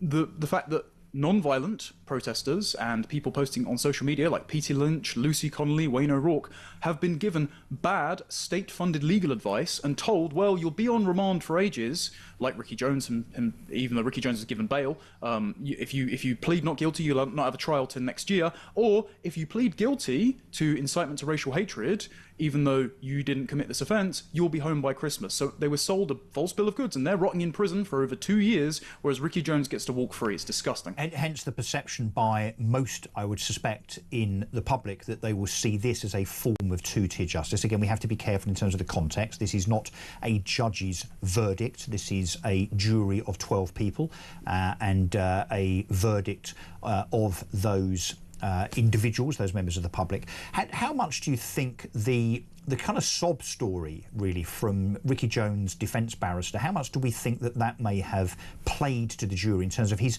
terrible upbringing, that he had to do PE in his underpants and he was bullied and racially abused and so on? I mean, frankly, Connor, it sounds like my school in Basildon that I went to every day. I haven't walked through a mob of people inciting violence by way of feigning a throat-cutting gesture. I haven't done that. So I'm not suggesting that it should be in some way a defence, but it seems that the jury may have bought that. But also, it seems, Connor, that they've bought the fact that he clearly said, or his defence counsel said, that he was kind of caught on the hop, that it was almost as if he was getting out of a car or walking out of a doorway, and he said it, you know, off the cuff. I mean, that's clearly not true. The man was in the middle of a mob, as you say, with a microphone. It was a preconceived, constructed, thought-through speech. So it was predetermined.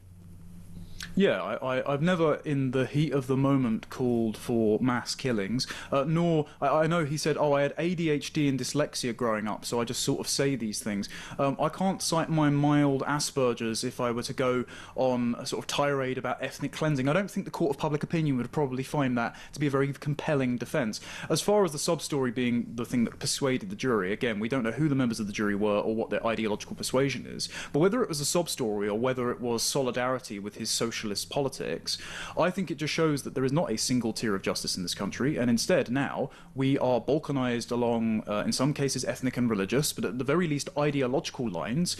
Justice is not being meted out blindly without fear or favour. Instead, certain people will get off scot-free, what is blatant incitement to violence, if they share the same ideological predilections as the people who have been told to cast judgment upon them.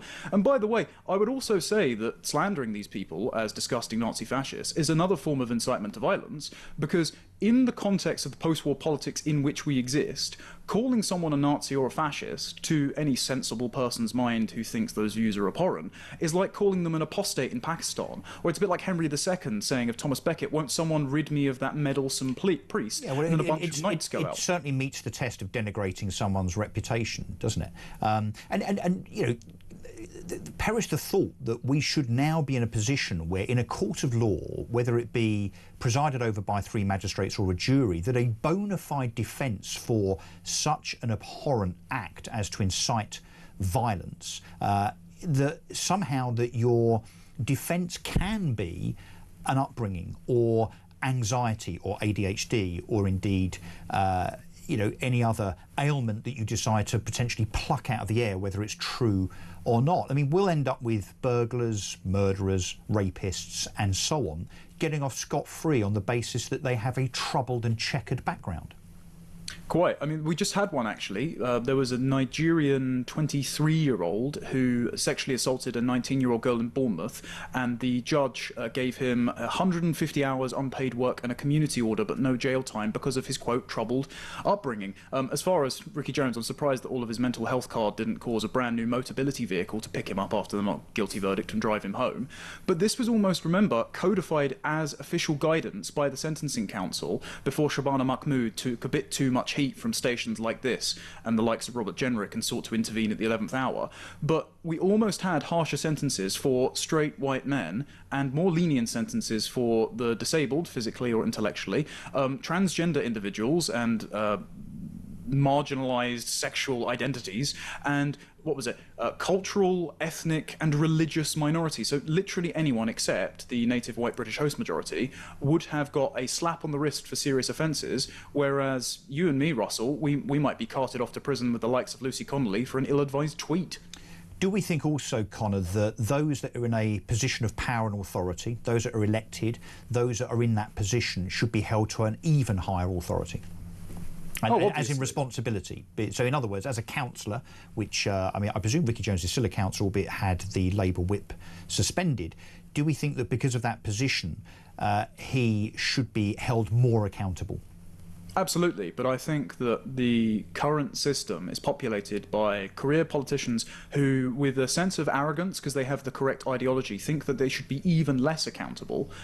But they know that if they keep doing stuff like, you know, locking up Lucy Connolly for 2 years, meanwhile a jury acquits Ricky Jones despite him calling for violence on camera, they know that the British public will begin to see their system, their position, as untenable and illegitimate. And I think that's why it's very telling that in the dead of night a couple of months ago, they erected that massive, ugly barrier all around the Houses of Parliament and House of Lords, because they're essentially hunkering down within their palace while the discontented masses grow on the streets and go out and largely peacefully protest, mercifully. But we have seen this spill over into violence, and now we're getting warnings from credible academics like David Betts or former government advisors like Dominic Cummings, or even I spoke to recently Colonel Richard Kemp, where they say there's not going to be a political solution to this if the government don't listen. There will be civil unrest and it will end poorly, so stop now.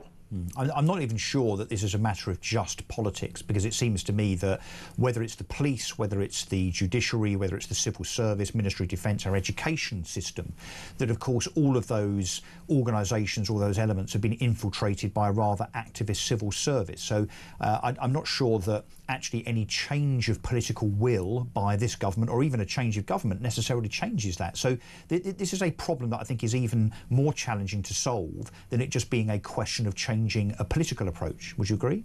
Definitely. I mean, you can start by getting rid of the Constitutional Reform and Governance Act that Tony Blair and Gordon Brown passed in 2010, which means that civil servants can't be fired. Civil servants just hire other civil servants, and they create these activist networks like the Home Office Islamic Network, which now has over 700 members and controls our immigration and counter-terrorism policies. I'm sure there's no conflict of interest there. For example, you should be able to hire and fire civil servants via the ministers that the people themselves elect. Washington, D.C. gets to do this with that 20,000 appointments. President Trump's been cycling through the permanent bureaucracy who are gumming up the works in his last administration and stopping him from getting things done. We should do the same thing, and the next government, or if the the current government, I won't hold my breath for them being sensible, but if they wanted to address these concerns before they get worse, they could do this. They could repeal these laws. They could get rid of the Human Rights and Equalities Act. They could deport foreign criminals. They could ensure that judicial guidance does not take precedence over parliamentary legislation.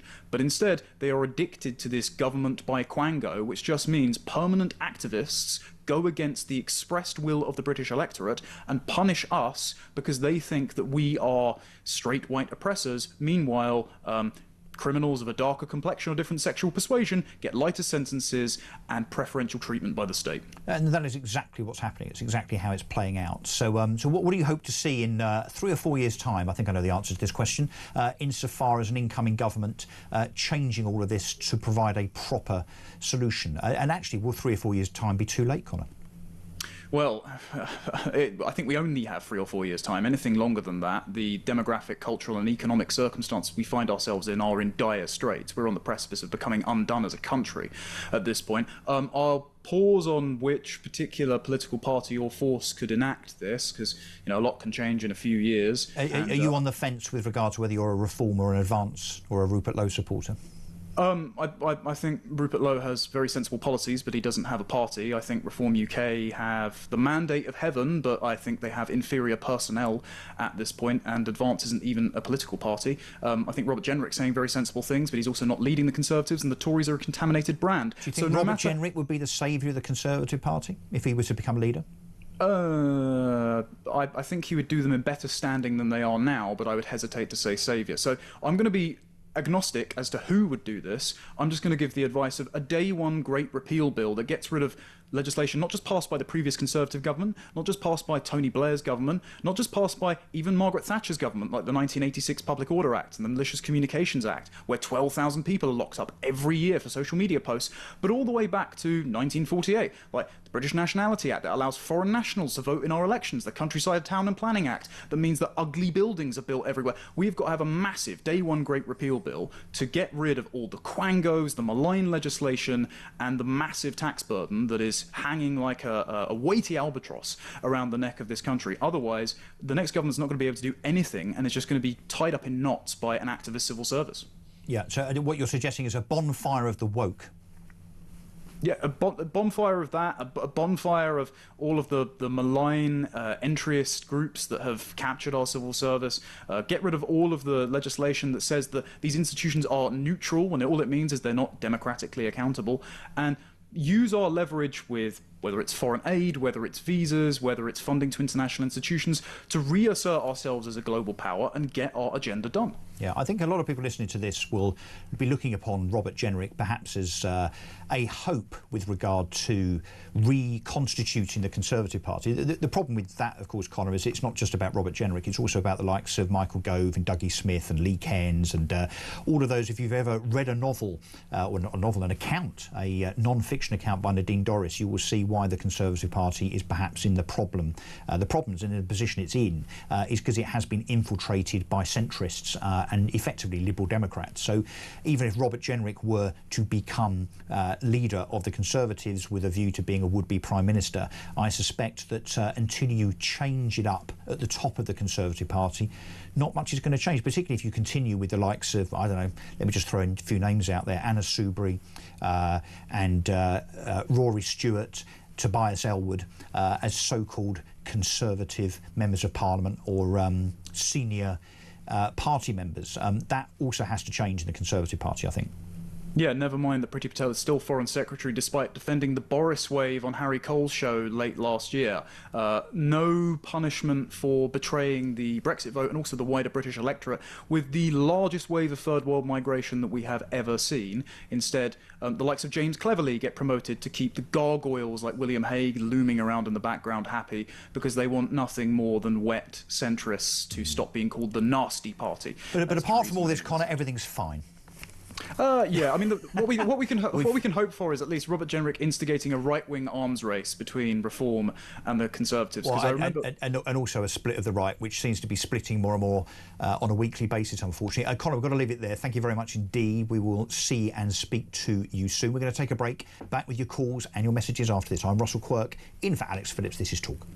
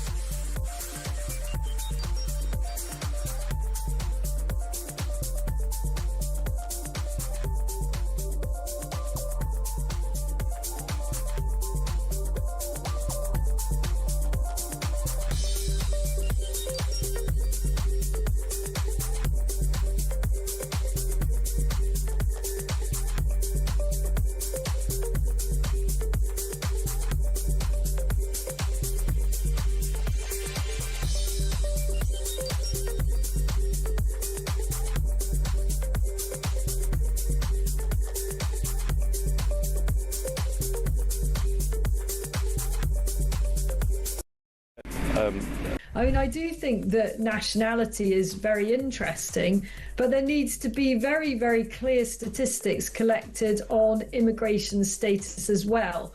You know, not just whether someone's an asylum seeker, but if they are a refugee, in other words, they've been granted a right to remain, how long have they been in this country? How long since they were granted their right to remain?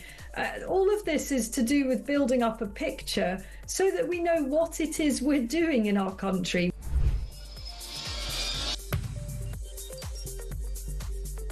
Fighting shoplifting on our high streets, in our inner city centres.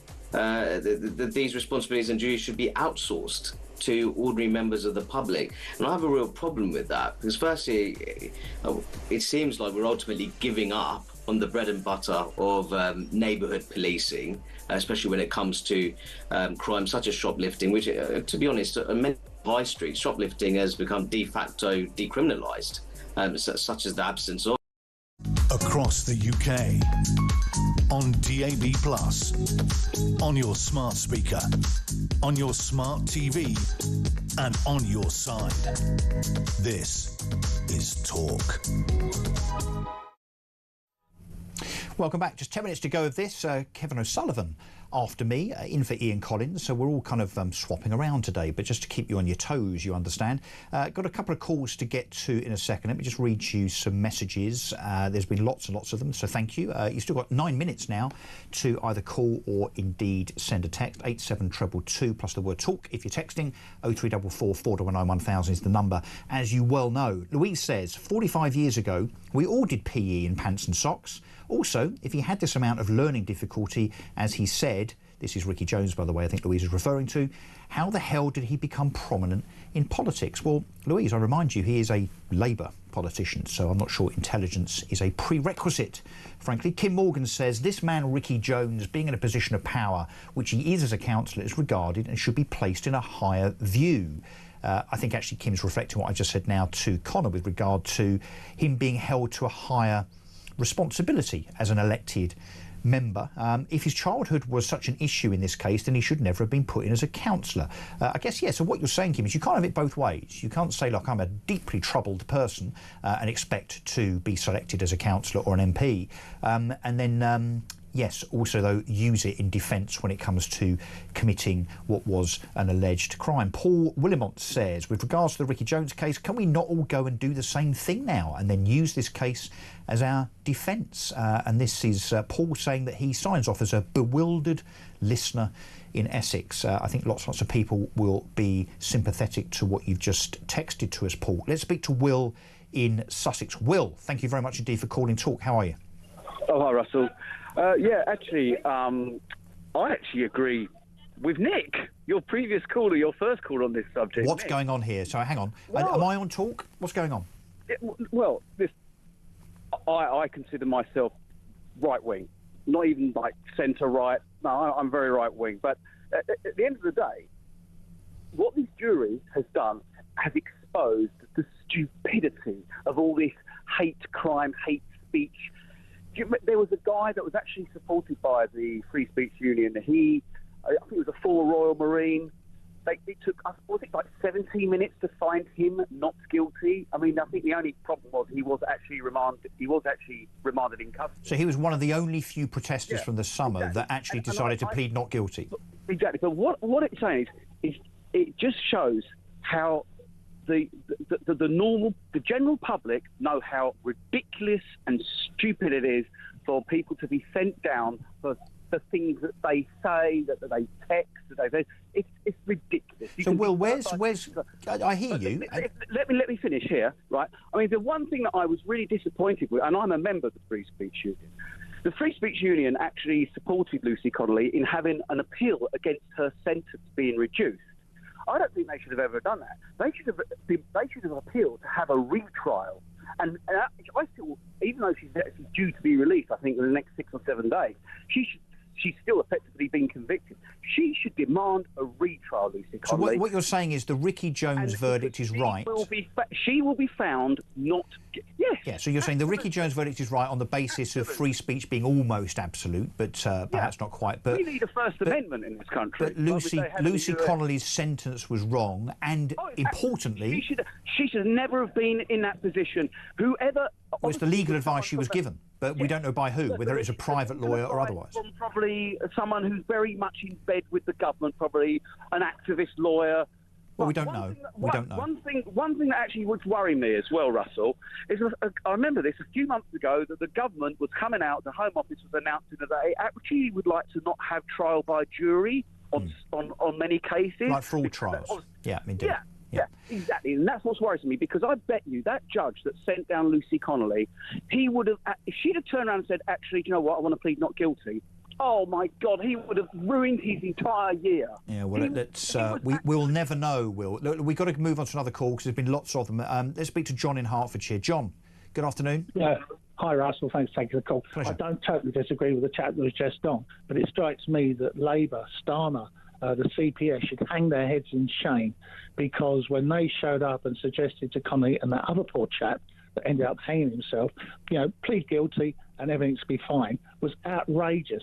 And I think it's just another example of when the government or someone from the government comes to you and says, oh, don't worry, we can sort things out. You need to run for the hills, and you need to also find out who the barrister was that actually dealt with that Labour guy, because clearly he did a blinding job. Well, yeah, he's got his client off, but I guess, based on what Will was saying just now, Ricky Jones should have got off on the basis that, yes, you might think it's incitement, but it's also his right to say what he thinks by way of freedom of speech, and I think there is a sympathetic argument to that.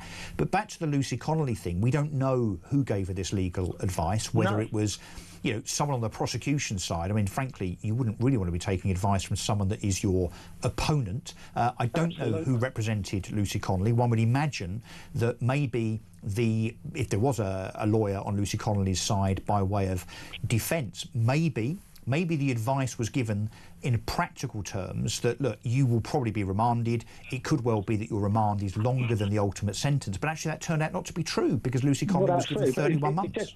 But in fairness, Russell, it wasn't just her, was it? There was a few other people that actually all pleaded guilty. I've never known a situation where so many people pleaded guilty in one situation. Yeah. And it just goes to show that there was obviously a clear plan. And I think Starmer and co should be hanging their heads in shame. Well, wasn't it? Is it Lord? Forgive me. Correct me if I'm wrong. Wasn't it Lord Helmer, the Lord Chancellor, who actually had to sign off, as I understand it, and again, I might not be quite right, had to sign off the sentencing of Lucy Connolly and others. So it was a political thing. Says it all, doesn't it, really? This is the country we live in. Welcome to 2025. Well, look, politicians make law, but actually politicians should not be involved in individual sentencing decisions 100%. Because then they become a matter of politics, not the law. 100%, absolutely agree with you. But certainly for anyone going forward for the current situation where these people are standing outside migrant hotels, if you get arrested, just go to court, go and have a jury. Well, and look, you might not necessarily be remanded. I mean, Ricky Jones wasn't remanded; he got bail. He was out. So that advice, insofar as you'll be remanded, was not correct. John, thank you very much indeed. Fair points. Kevin O'Sullivan, you're a bit early. I haven't seen you for minutes. I know. Down the line. Did the Bentley get you here okay? Yes, it did. I've tipped the chauffeur, and he'll be picking me up straight after the show. So you're doing 1 till 4. Yes, I am. What are you going to be talking about? I bet you might be talking about Ricky Jones. The outrage, in my view. Is it an outrage, Kev? It's a disgrace. Look. Lots of people are talking about it's freedom of speech. He should have got off because you should be allowed to do that. Yes, but look, the jury, his defence was this. I called for people to have their throats cut. But I wasn't talking about the migrant crisis protesters. I was talking about National Front people who put stickers on car windows. So what the jury has decided... Because I was racially abused as a kid. Well, what the jury has decided is it's OK to slit the throats of people who put National Front stickers on windows. Yeah. That's the verdict. But part of his defence was also that he was caught on the hop. I mean, he's a man on a podium, effectively, in a rabble of people with a microphone. We know what's going on here.